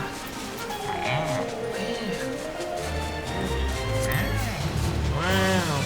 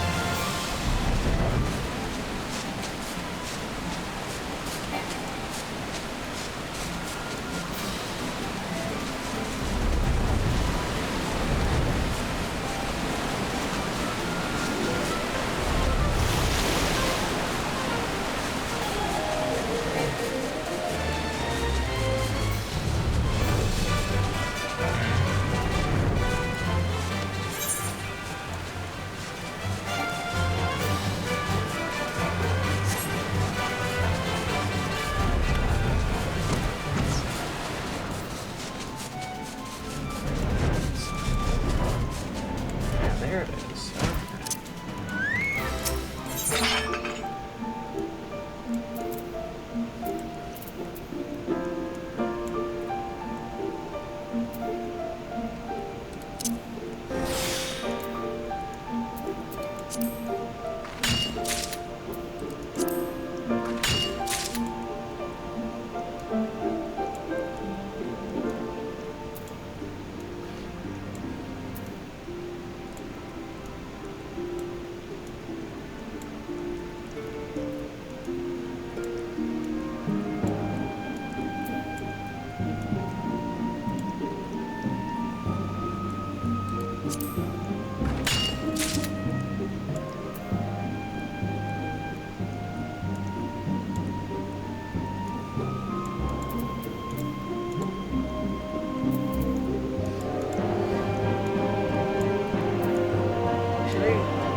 So I got the Comblin larva here. Oh, nice. I got that. Yeah. I would go for the gold one. Is it rare? I mean, anything from there is rare. Actually, where are you? I should go while you're there. I am in Eastern Thanland. Yeah. So come up to Burgundy Falls and you have to go through the tunnel there. So this is just giving me a stack of 3. Is gold ore rare? Anything from... You can only get the things that are in the unspoiled deposits from the things that are from unspoiled deposits. Really? Yeah. Okay, so only gold... You can only get gold from unspoiled deposits. From specific yeah, you should get gold ore. Okay. And just get as much as you can, basically.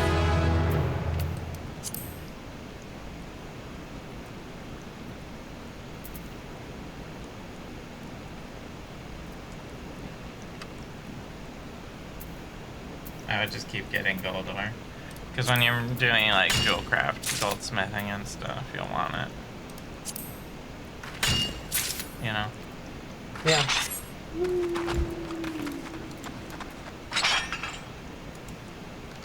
Wow, I got a goblin larva. Cute. Okay.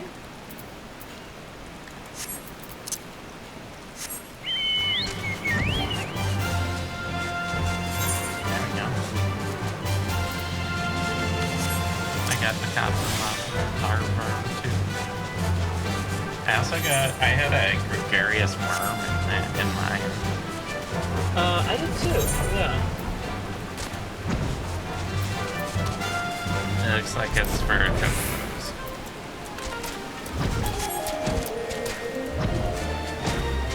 I don't see anything.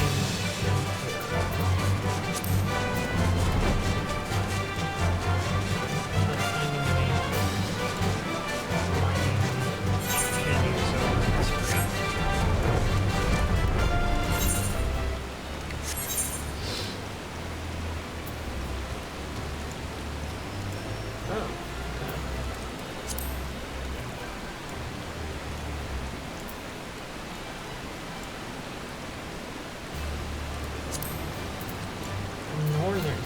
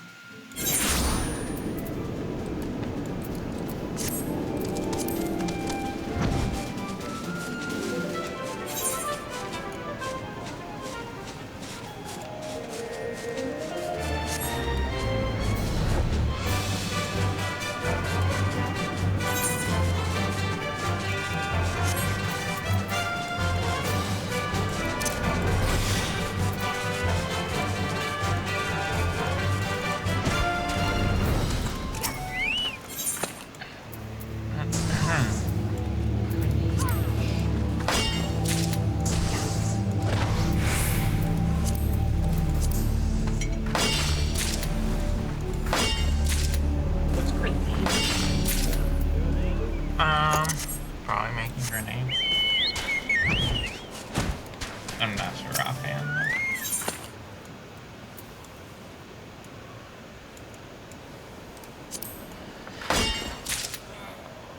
Oh, good stretch.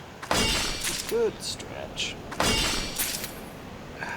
So I'm thinking we might want to take a little break soon, come back, and then maybe just run a few duties on our characters.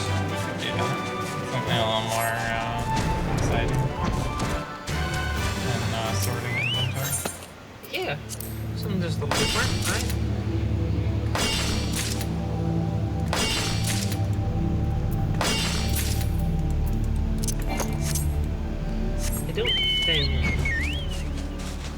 I don't know how unspoiled veins work. So they appear. You have to have Truth of the Mountains. Yes. And then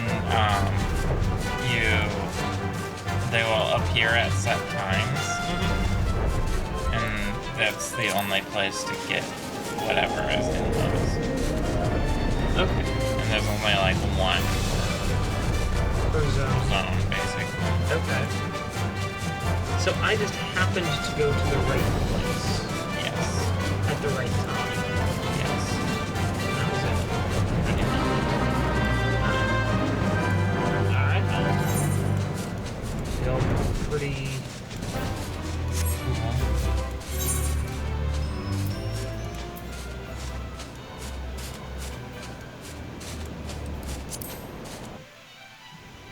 No.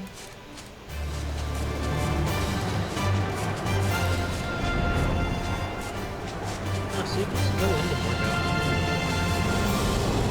Oh, and there's an unspoiled Rocky Outcrop in Bordeaux right now. Yes, I am. Oh. Yeah, that's what I'm doing again.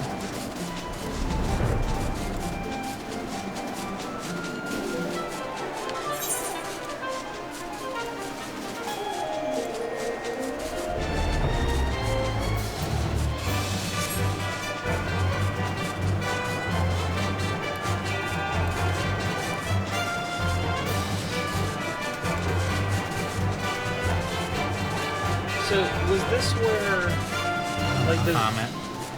Yeah. Was that where that big battle took place? Yeah. It's also kind of how that person is all over. Unaspected diversity. So, more of those. I think those are generally available at any of them. Wow, that's a shitload of cluster. Yeah, so I'm just gonna... Good, one of each. Yeah, I think you only get 5 strikes on these. Yeah. Is there a way to...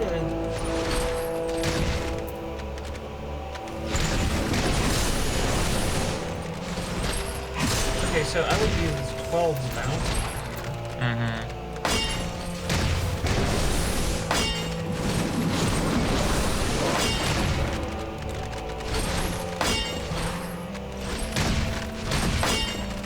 I was able to get I just did Sharp Vision 7 as and 12's Bounty. I did Sharp Vision 3. And I got one of each. Well, one hit. Yeah.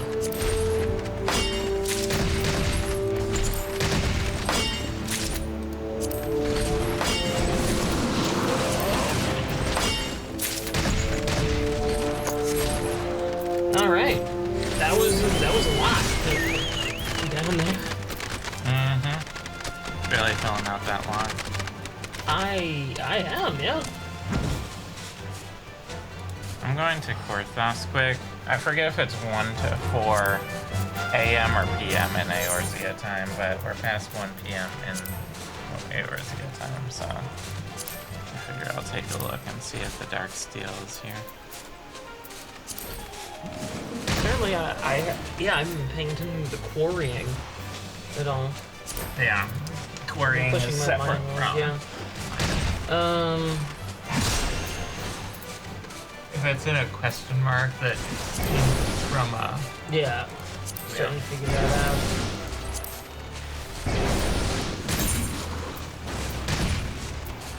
Alright. So you want to take a little break quick? Yeah, I'm gonna go to Central Family real quick and just see if I pick up like a.